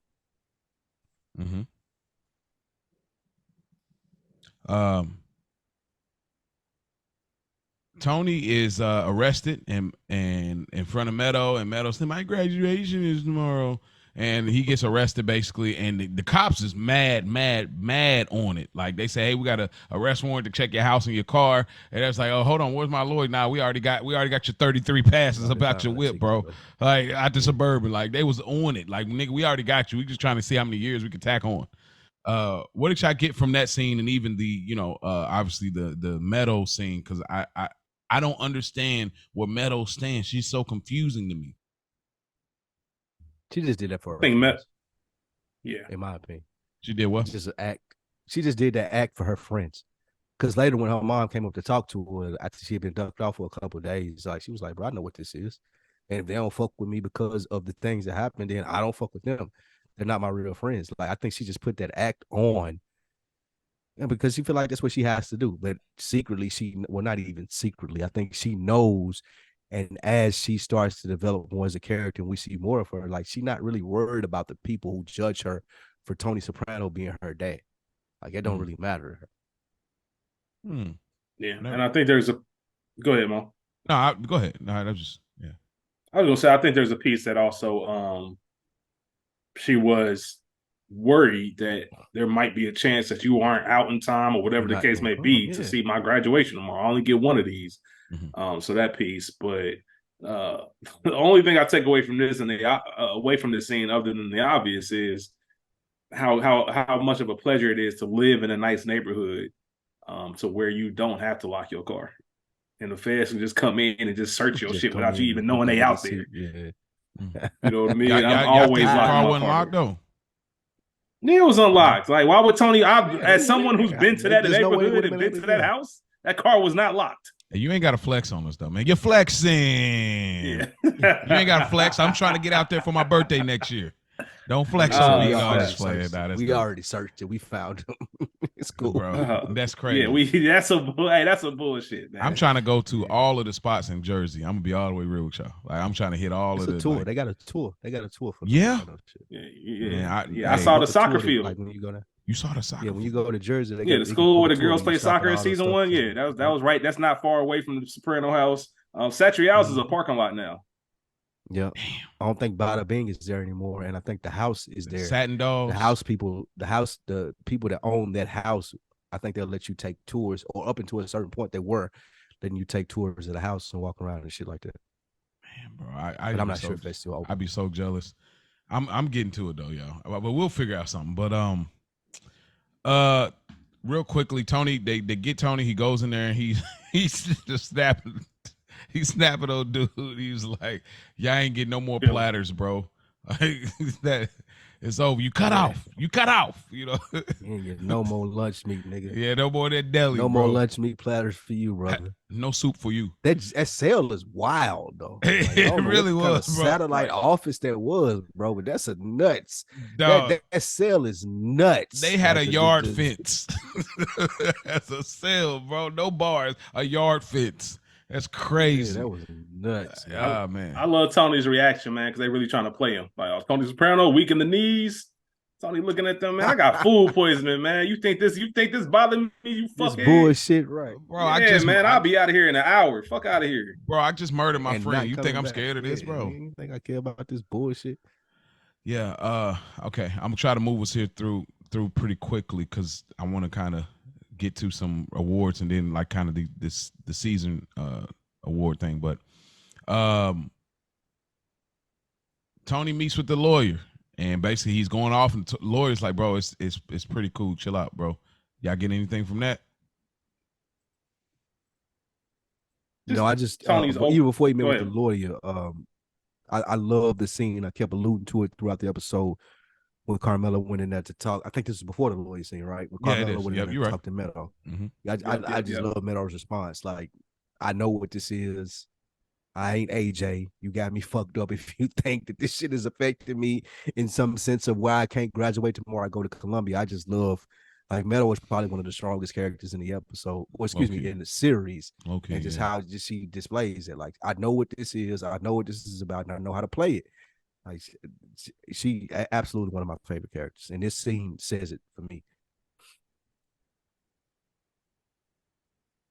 Spot on. Okay. Tony has a session with Melfi, And Tony's not even taking this thing serious. You talk about hilarious moments, bro. You ain't talk about the lawyer scene. The lawyer scene. Oh, that's what I'm saying. Well, what did y'all gather from the scene? I mean, y'all go for it because I didn't really. Just paying attention to details. How Tony has done everything right. It's ironic that the very opening of this episode, he's standing right there in the kitchen. So we at the end of last episode, we see him in the kitchen getting rid of one problem, which was Richie, and at the beginning, we see a whole other problem, which is Livia. Like, no matter what, this shit is a cycle. And it's always coming around. It's never ending. That's why I said earlier, man, life is going too smooth. Something's got to be up because I'm not used to it being this smooth. Even when I get rid of my problem, here comes another one. But yeah, just how Tony was smart and aware that I can't believe if I just paid attention to the small details and didn't let her get under my skin, that's his Achilles heel, his mom. And now she got him caught up in a real, mail fraud, wire fraud, all of that stuff, man. And his lawyer told him, you got to get on with life. And of course, the perp walk, the news team, all of that. It speaks to the personality that Melfi is trying to address throughout the series. It's that part of it. But even his lawyer is telling him, like, bro, you're good. Like, you beat a murder. Like, you beat all this shit. But Tony just can't let go of the fact, like, this small thing, this bullshit thing from some bullshit racket from a sporting place, this is the thing that they get to lock me up for and they get to do the perp walk for. It shows to the personality, I think, that Melfi is trying to treat throughout the entire series. It's not the big stuff usually with Tony. It's the smaller things that he's obsessing over, that he can't get out of his head. And even in this sense of it, it's like, shit. Like, the guy's trying to tell him, it's okay, it's good, we can fight this. And even Melfi tells him, like, bro, like, that ain't, like, nigga, you a fucking, like, Melfi's generally telling him in the next scene, like, bro, that's what you worried about. And he's still obsessive over at being it until the very end, where he's like, it ain't a problem at all. Well, in the Melfi scene, I just some things that stood out to me. I just thought some of the stuff, just his gestures was just funny. Like, Melfi is spot on. I sense grief. I sense there's another problem, but you're not talking to it, which is also obviously the Big P thing. Tony's dealing with that. But him talking about that, poor me, like, dude, like, this man is nuts. Maybe, baby, like, dude, I'll have you. Like, dude, he's having a weird way of grieving his friend. But Melfi picks up the sorrow, which is a great read. She's in her bag. She's in her bag. This is what she does, which is far from the false reality that he had in the dream of just the simplicity of the repulsion that he said that he thought she had for him in his dream. So, but what did y'all get from this Melfi scene? The biggest grade A. No, I was gonna say the biggest overall thing is that as much as we've seen Tony grow without these 2 seasons, he's still not. There's still things he's not willing to address. It lets us know that you should be further along in this therapy thing. You're further along in everything else, but you aren't tackling what you need to. So we know that this thing isn't over, and that you still need a lot more help, even though you've advanced so much in so many other areas and you've grown so much in so many other areas. It's just he can't face his true feelings. Our true enemy has yet to reveal himself. That's the same for Tony. Like, internally, he cannot. His enemy within self has not revealed itself yet, or if it has, he hasn't acknowledged it.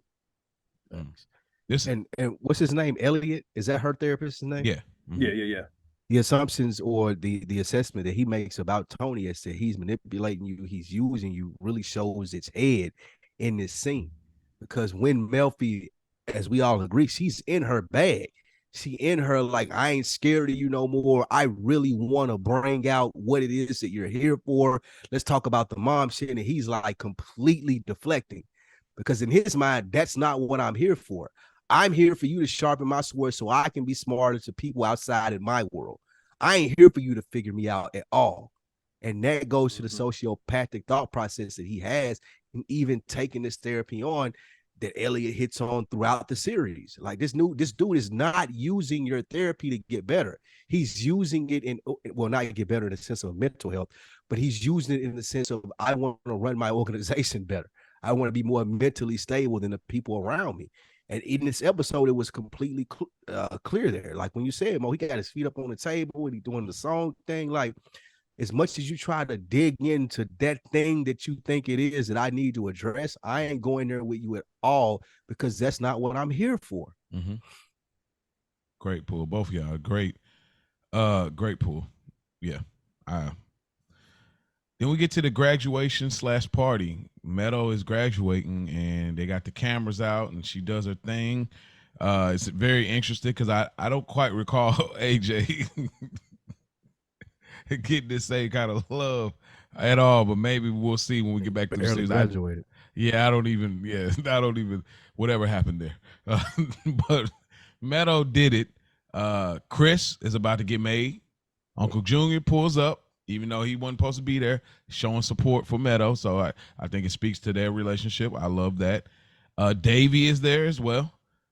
Davey is such a freaking loser, dude. Like, you such a loser, dude. Like, him talking about, hey, it's a new day. No, it's a broke day. You broke, boy. I can't talk to broke boys.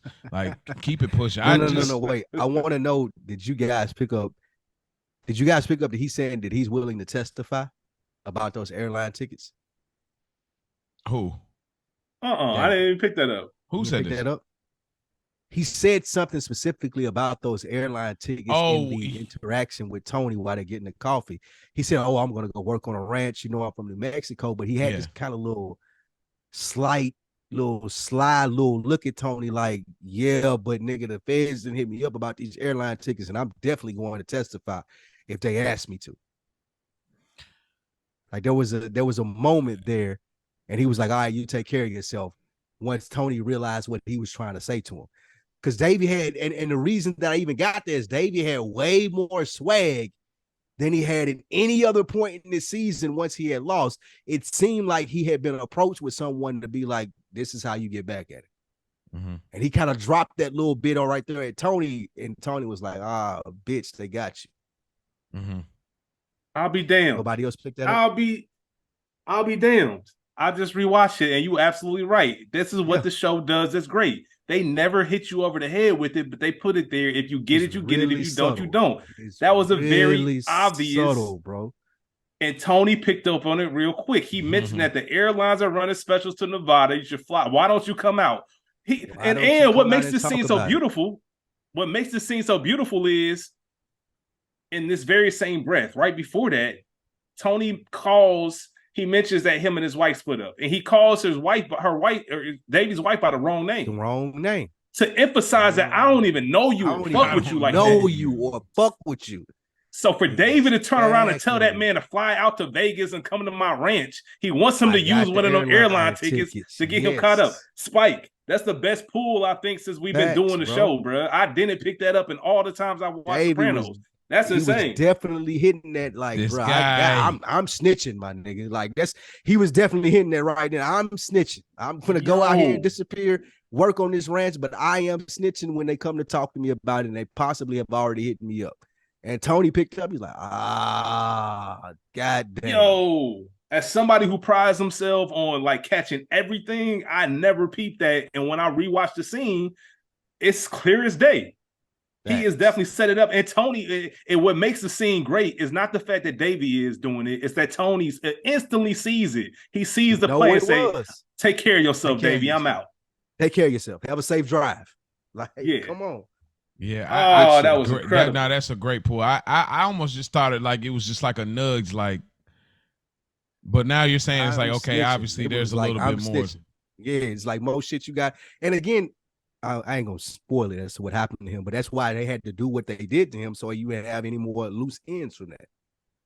I don't remember nothing happened to Davey.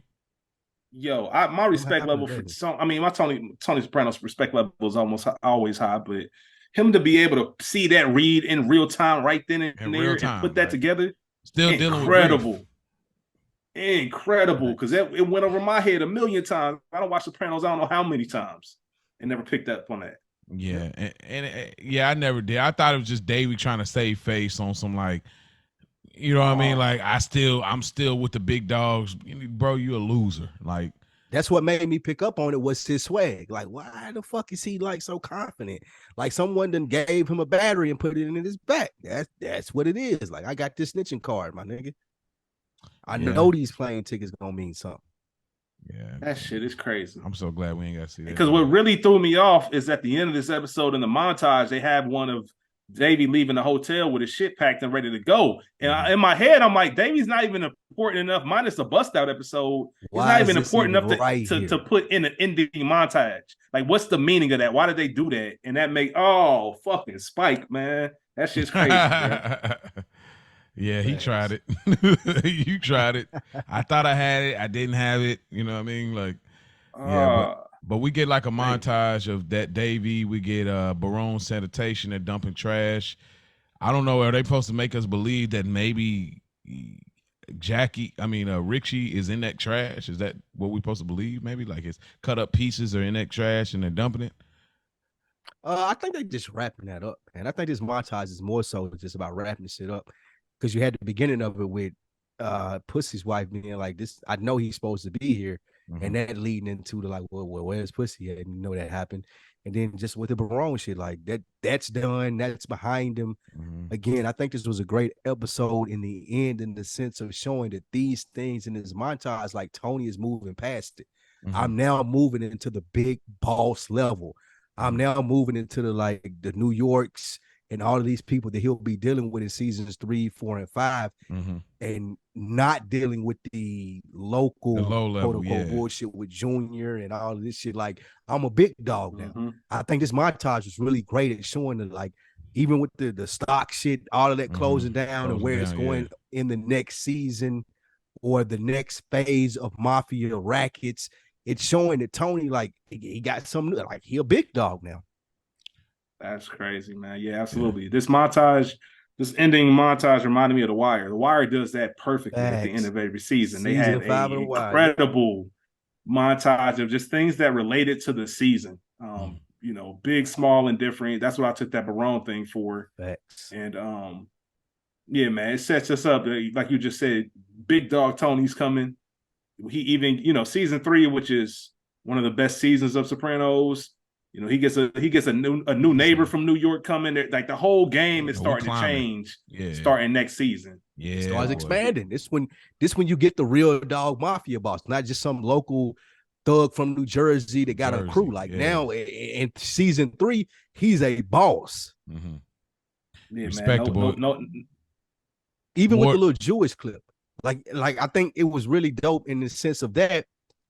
With the little dude with the Jewish hotels, how they were fighting Tony so much. And that the son, the one that was fighting him so much, like, he's finally giving in. Like, you can't stop this wave, my nigga. We're going to put our foot down in what we're trying to do in this business. And usually he was complaining about the people that were using the hotel. And you see, he just took the cigarette out the dude's hand, moved the ashtray. He's accepted his position in this shit. And Tony's the big dog. Last thing I want to ask, this guy that's walking around with the telephone sign, is that Fed? I just think it's more of the racket. I don't think that's a Fed, because a Fed's not going to do that low level work. Yeah, he ain't doing that. You ain't getting. You're not gonna get any. You're not building no case off of that. You need to get the actual players involved. But here's why I'm asking, because in the beginning of the episode, they're doing it low key, no signs, no attention, no nothing. Like, hey, yo, you over here, you know, the Indian guy, he's talking to him like, hey, yo, I can give you 1,000 minutes for this much. So it to me, it felt like, because remember, P said I gave them the calling card joint and I gave them Wabistics. So we see Wabistics, the stock broker company, shut down, and obviously the credit card scam is gonna be shut down because Tony's smart enough. So to me, that's why this feels like Fed almost. Like, I'm gonna do this long enough till I find like a big player in the game. You see what I'm saying? Because it's like immediately Tony shutting it down. But it could be the racket, but it's too obvious for the mafia. That's why I felt like it felt that way. But it's each his own. I guess, you know, y'all. I see where you're coming from.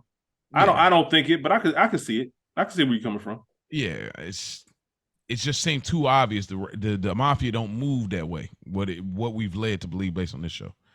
But that is our episode. I don't think there's anything else to get into in that regard. If so, y'all can hit us up. Good Earner Pod _ Sopranos on Instagram if y'all want to really holler at us or whatnot. But before we get out of here, we always leave a ranking, and then we're just going to try to narrow down what was the best episode of this season. So without further ado, let me get things pulled up here.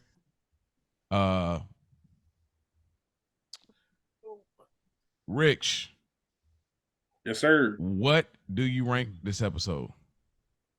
It's a made episode, man. Even with the dream sequence, this is a made episode. It's one of the top episodes of The Sopranos. I don't know exactly where. I'm sure at the end, maybe for fun, maybe we'll come up with our own personal rankings of throughout the entire series. But it's a made episode, which I am very it goes to show a lot about the quality of it and what they did, and not to mention how big it was for TV back then.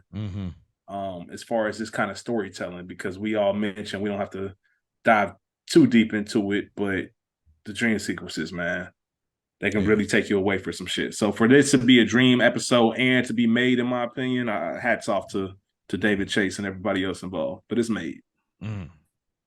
What say you, Spike? Oh, he's gonna do. I say a good. He's gonna do. Oh my God, I can't. No, it's a good earner. It's a good earner for me. Oh, just because of the dream sequences. Yeah, just the dream sequences take me all the way out. It takes a whole half of the episode to get fully invested in what's happening. I would have preferred something different as far as when the real stuff started to play out. I didn't need any of the dream shit, so that took away a little bit from me. So you think it took enough to drop the rank that the boat scene didn't bring it back? Yeah, nah. I almost had it as just another envelope. I ain't want to be disrespectful.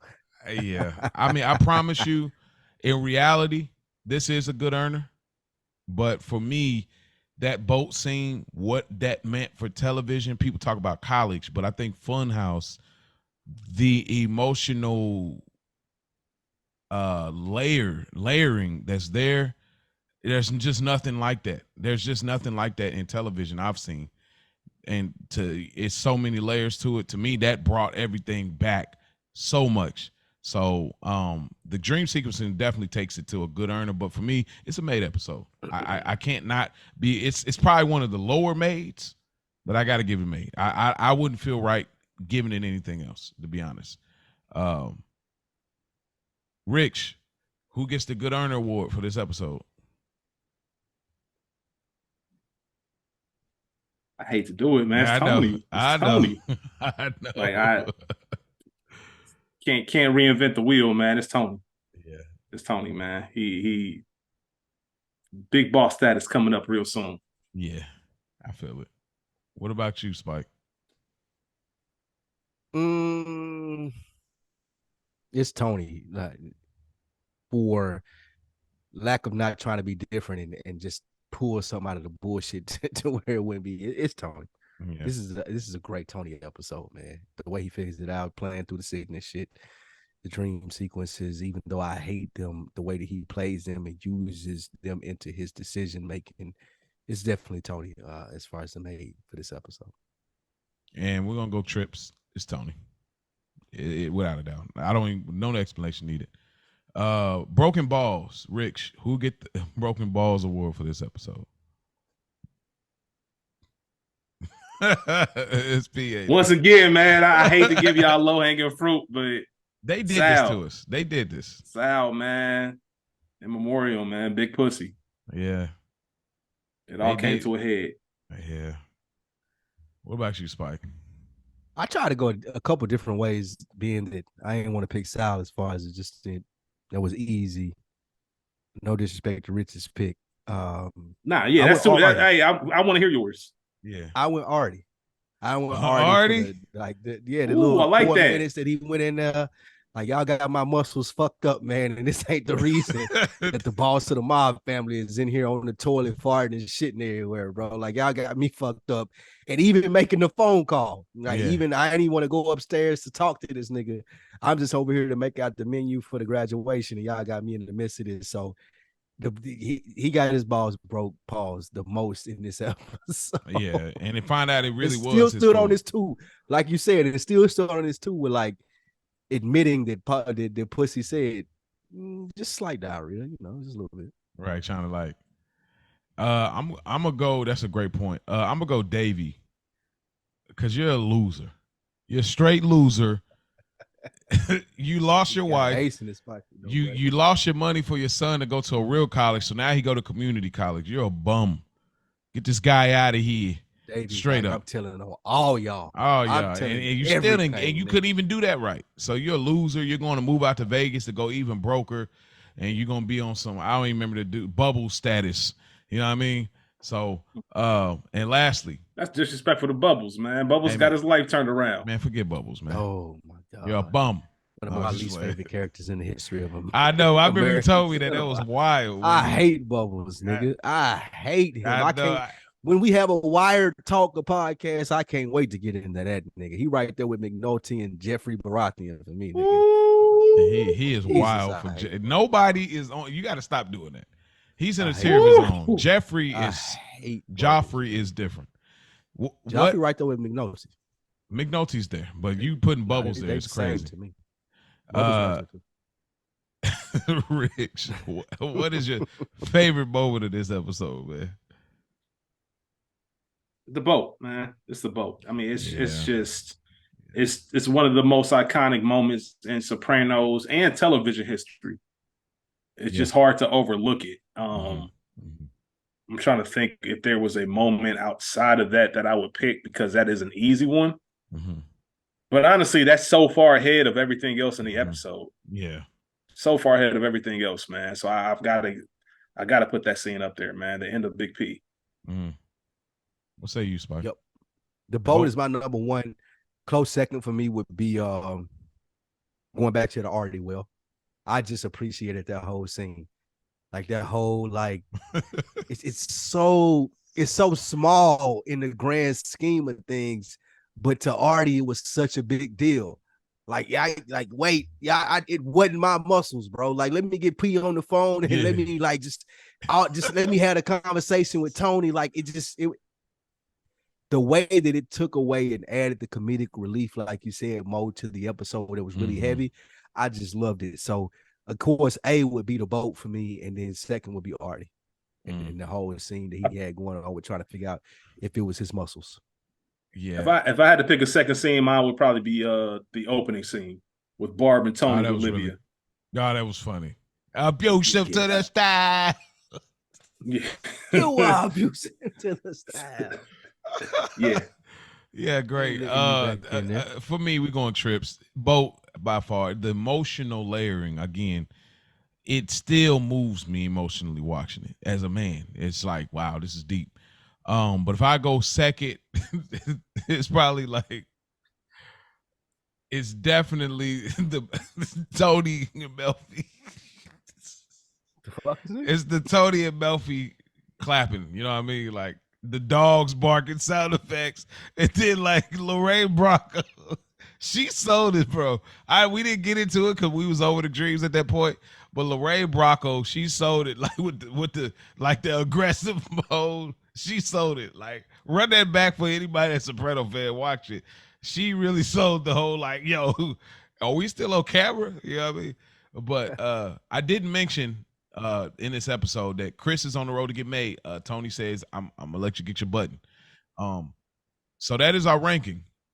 Now, before we get out of here, this is also we're gonna be gone for 3 weeks. We like to treat the season like the show does. Now, the show will take much longer than 3 weeks, but since it's in a podcast format, this is what we do. But before we get out of here, I want to run through our rankings as far as what we have, and let's see if we could pick a favorite moment that each one of us could say, and we could pick what is the best episode of season 2.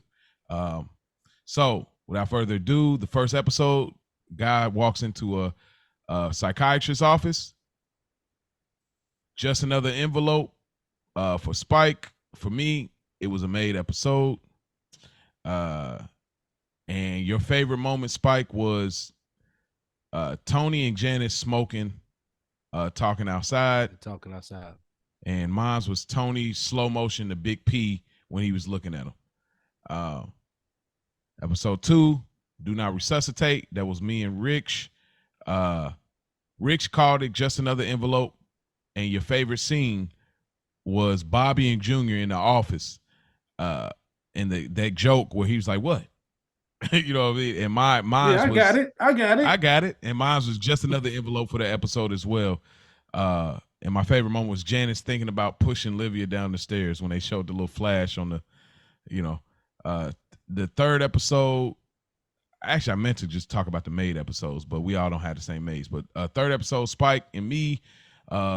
Spike, you called it a good earner for Toodaloo.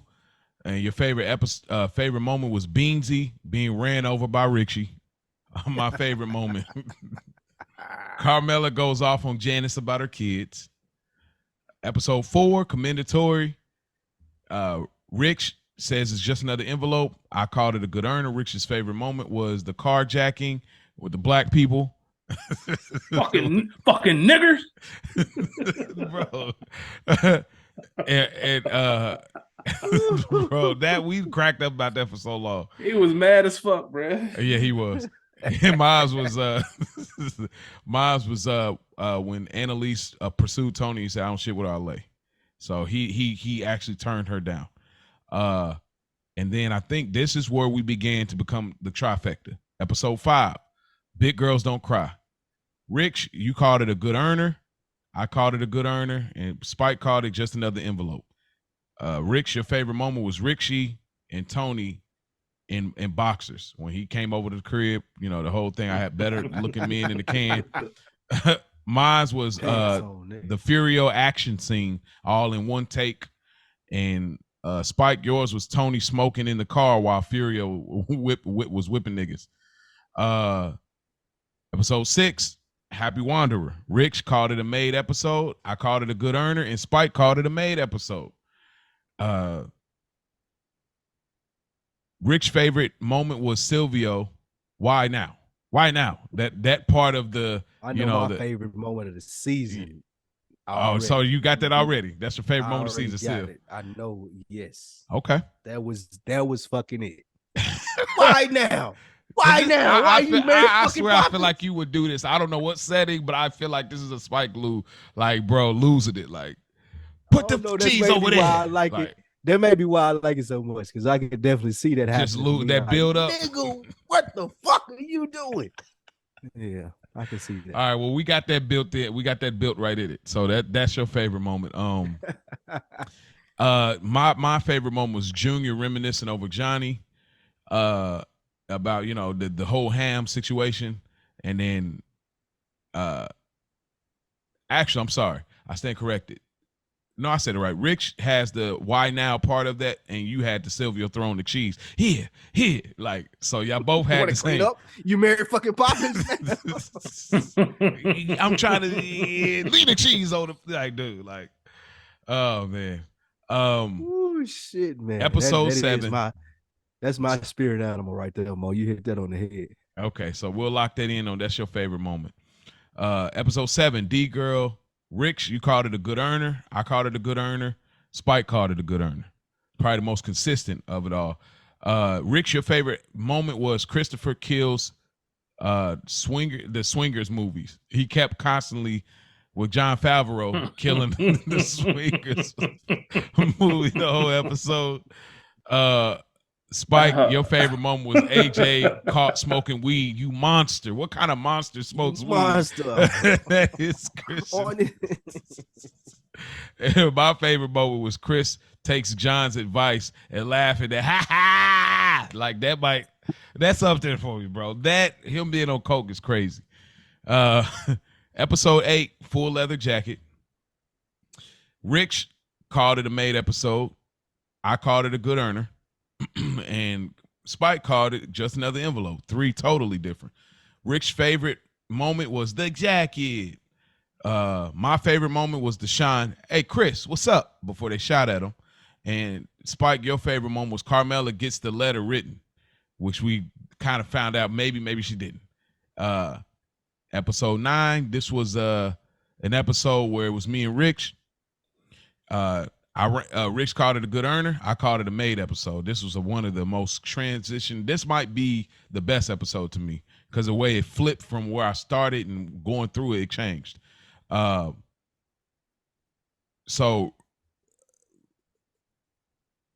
Rich, your favorite moment was Paulie at the psychic. Throwing that fucking chair, man. I don't know. I put my favorite moment was Tony, but I can't remember what it was. But yeah, that was funny. Just to remember, we talk about the word he uses. It's like, why was that the go-to at that moment? Because it was 2000, man. 2000. That's why it was just that. That's why. Episode 10. We almost through here. Bust out. Rich, you called it a good earner. I called it a made episode. Let me just say real quick, I was bugging. That shit's definitely a made episode. Oh, so when I went through this list, I was like, I don't know what the fuck I was thinking, calling Bust Out a good earner. That shit's made. Okay, so remember, I had to redo. I forgot which episode, but I had to redo a ranking too. So all right, so all three of us call it a made. Rich, your favorite moment was the same as Spike's on this one, and Spike. So y'all both had the ordering the coolers on Davy's credit, like where nobody cared. Blue, nigga. Yeah, it's like, bro, I don't care what they are. We're gonna sell $3 to the Nigerians. Like, we don't care. And mine's was the Janice sex scene with Richie. I thought that was really funny and interesting. Episode 11, house arrest. Rich, you called it just another envelope. 1 second here. Okay, you called it just another envelope.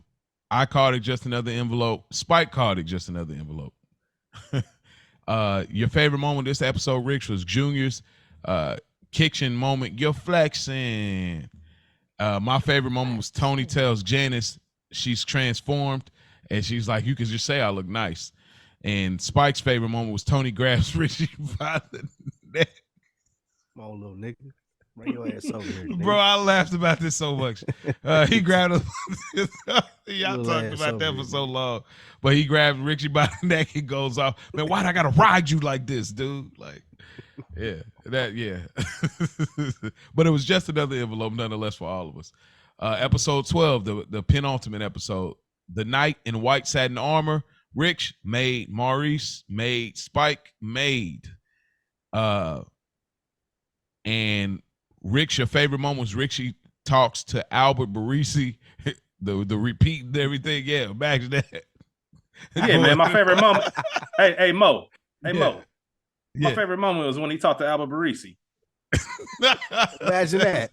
Imagine that. Your favorite moment was when he talked to Albert Barisi. Moment was talking to Albert Barisi. That's a great flip. That's great.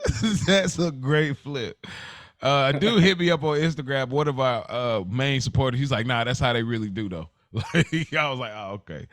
Oh, yeah. That just makes you feel so stupid, bro. You think you're making a play. That nigga just repeat what you say back to him. Casually. That's what made it so.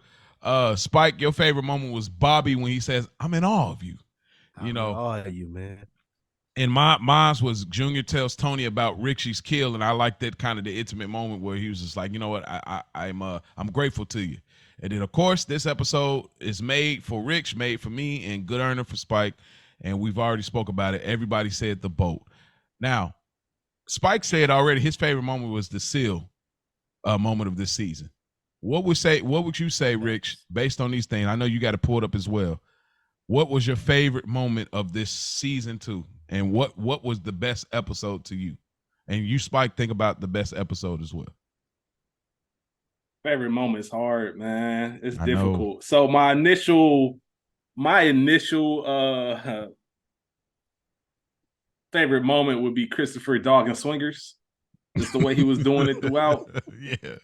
But in all reality, there's nothing that made me laugh more throughout this entire season. We'll just call it the Richie montage, the jail montage, his jail habits just spilling over into real life. Like all of that subtle shit that he did and said from the 5'8", 225 to you're flexing. Boy got moxie for his size, right? Got moxie, boy. Yeah, like all of that. It was just so out of pocket and so left field that it made me weak every single time we talked about it. Yeah.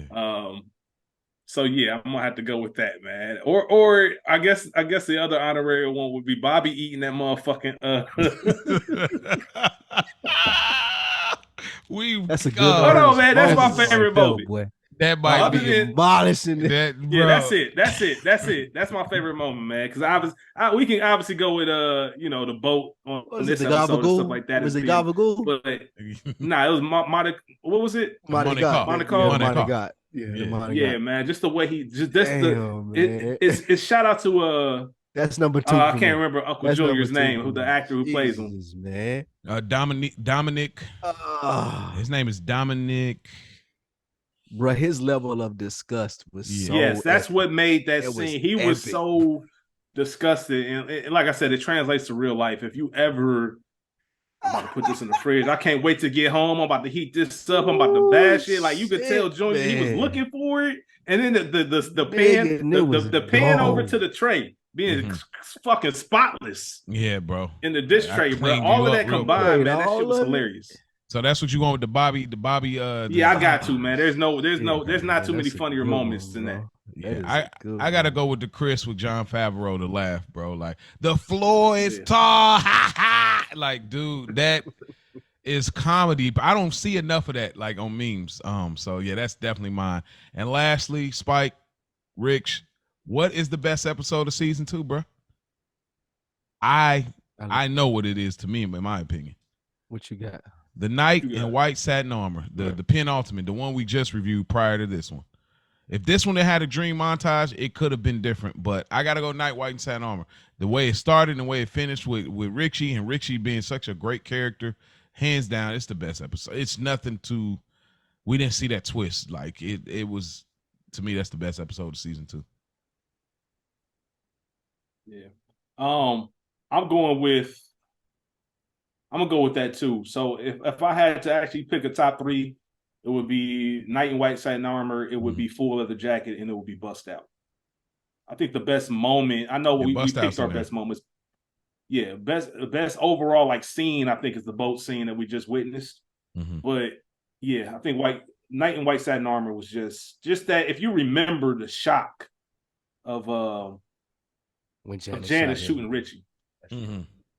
How left field that was. Like that I mean, first time you watch it, first time you watch this series, there's not much more of a oh shit moment than that happening. From top to bottom, it was incredible. So yeah, that's it. Okay. I gotta go with it too for that moment. That was the penultimate moment in the penultimate episode where you're like, damn, I didn't expect Janice to have to do it. Yeah, that was it. That scene is the equivalent to Red Wedding. What do you think? You don't think so? No, I think Red Wedding was big. I see your equivalent. I see where you're trying to go. That's a penultimate episode. It's a big twist you don't see coming. Nah, Red Wedding was in 2000 though. It's 2000. Still, I get it. I get where you going, Mo. Red Wedding though, bro. But I was gonna say I ain't had no investment, and the reason why I didn't have no investment in anybody like I had in Rob Stark. I thought Rob was the nigga. I thought Rob was gonna be the nigga that was Jon Snow at the end of it. Like he was gonna be the one that did all the shit. That was the reason why. It just while Richie, I knew that he was a valuable opponent to Tony. I also knew that it wasn't gonna last long because this wouldn't be the Sopranos if we got a nigga like Richie around forever. Yeah. I thought the show was gonna be about Rob. They was building that momentum, That shit hurt me, nigga. Still to this day when I watch it, I'm like, oh no. Right. You broke my heart. I specifically remember watching that for the first time, and I couldn't watch the next episode for a while. Oh, it just had that kind of effect on me. Facts, nigga. Okay. But I get where you're going. Okay. I see what you're saying. You see what I'm saying? It ain't crazy. Yeah. It ain't crazy. It's just Rob was so much of that nigga. Rob was that nigga, he was the likable. Rob Stark was one of the top TV characters he was all them goddamn guys. Time, bro. He was that nigga. He's what we thought Ned would get to that didn't get to. Like that was what you know what I mean. He even more so than Ned, he was that nigga. Yeah, and I know some people, we talked about doing a Game of Thrones podcast. Y'all flood us if y'all think we should do a Game of Thrones podcast. Niggas on the throne. Yeah. Niggas on the throne is we're not about to call it niggas on the throne. We are way niggas too on the throne. That's a perfect name. Niggas on the throne is not happening. Niggas on the throne is gonna go, bro. Y'all, telling you, nigga. These niggas guys throne, are my nigga. co-hosts. This is what we. Oh man, well look, y'all, I love it, man. But look, listeners, we appreciate y'all, man. Y'all have been showing great support. The subscribers are growing on YouTube. Thank y'all for supporting us on YouTube. Thank y'all for following us on Instagram, GoodEarnerPod_Sopranos. Thank y'all for emailing us, GoodEarnerPod@gmail.com. I thank y'all. We really appreciate y'all support. We really wanted to provide another outlet, for minorities. I mean, for people that are just look different but love the same shows as, predominantly the people that we see in this country that necessarily don't look like us. So we wanted to do that ourselves. So thank y'all for supporting us. We look forward to coming back at season 3. Before we get out of here, Spike, anything you want to leave the listeners? Rich, anything you want to leave the listeners? No, man, it's been a great season. I can't wait to season 3 start. I had to stop myself from watching season 3, episode 1 today. I almost just ran it just to do it. I'm 6 episodes. Spike, I'm 6 episodes in. You already done Y'all it? terrible. I'm 6 episodes in, I bro. might do it too, bro. I'm thinking about tonight as a nightcap when we get done just watching season 3, episode 1. It's so, because I know we finna get into the shit now. Like season 3 is so fucking good, man. Bro, it's been good up until now, and we've had the 2-man. We're trying to figure it out, but now that we've got our format and us 3 locked in, and this being the season 3 being the best season, this shit finna get good. Like this Good Earners podcast is finna get good, nigga. That'd be crazy right now. Yeah, okay. Man. All I gotta say real quick is shout out to y'all, man. Shout out to y'all. I want to say it on the record. I've said it to y'all individually. But for trusting me and allowing me to join this space, this is something, Good Earners is something that I can say I was blessed to listen to from episode 1. It's not like something I found in the middle and binged it. From the first episode y'all started, I was a weekly listener, a huge fan of what y'all was doing. Just me giving feedback and sharing my thoughts with Mo, leading up to where we are now, and y'all bringing me in the fold. I feel honored, blessed, every adjective you can use to be a part of this pod of ours. I really do appreciate y'all, and hopefully all the listeners out there who have been day one listeners as well. Hopefully I ain't mess up the flow too much or anything like that from the 2-man. But I really like the 3-man, and like I said, me being a part of this every single week, man, it's been a highlight. So thank y'all, brothers, for that, and for building such a great product. To where I could just seamlessly just slide on in and not miss a beat, man. I knew exactly what the purpose was, what y'all goals was, what y'all trying to do, and it was easy to transition. So I just want to say that on the record. Thank y'all, brothers, for the amazing content, and I'm excited to move on with the rest of these seasons, because season 3 is a fucking banger. I can't wait. Nigga, this is the best season, and thank you. I appreciated the 2-man podcast, Mo, your respects as far as your talent and everything we were doing. It was great. But adding Rich to it just added another element that I think people are gonna love, man, and continue to love as we continue to walk through this episode. But this has been great. It's been fun to do. I look forward to it on Sunday nights is when we record this, man. So shout out to you, Rich. Mo, shout out to you for the idea of coming up with this. I can't wait to finish and get into the best season down there. The next 2 seasons are the best. I was about to say, I was like, you got to put that 4 in that conversation, brother. 3 and 4 is like 3 and 4 is when they bad. Yeah, boy. Yeah. This is the signature of it, and again, it's like Spike said, same thing, Rich. We've took this thing from a 2-man operation to now we're a glorified crew. So we do truly appreciate you. It has really become a crew, and we've built momentum on some other projects as well. So again, thank you, thank y'all. What? Hey, there's no scraps in my scrapbook. You feel me? You know what I'm saying? Hey, no scraps in the scrapbook. You know what I mean? Either it has meaning or it has no meaning. You know what I'm saying? Yeah. So this is a couple of treat things. Thank y'all for listening. That's one of my favorite Soprano scenes of all time, man. Yeah, man. Way down the line. We'll get he is top 5 characters for me. But I can't. We'll get there. I got some episodes lined up just for the future listeners. I got episodes lined up once we get through with this. Some off things, some top characters, top scenes, top all that. I know people want the fun stuff that already have watched the show. I got stuff lined up for that, but we got a ways to go. But thank y'all again for listening. In the meantime, y'all just follow our IG, GoodEarnerPod_Sopranos. Get your meme fix, and we'll be back for season 3 in a few weeks. Remember, don't forget about it.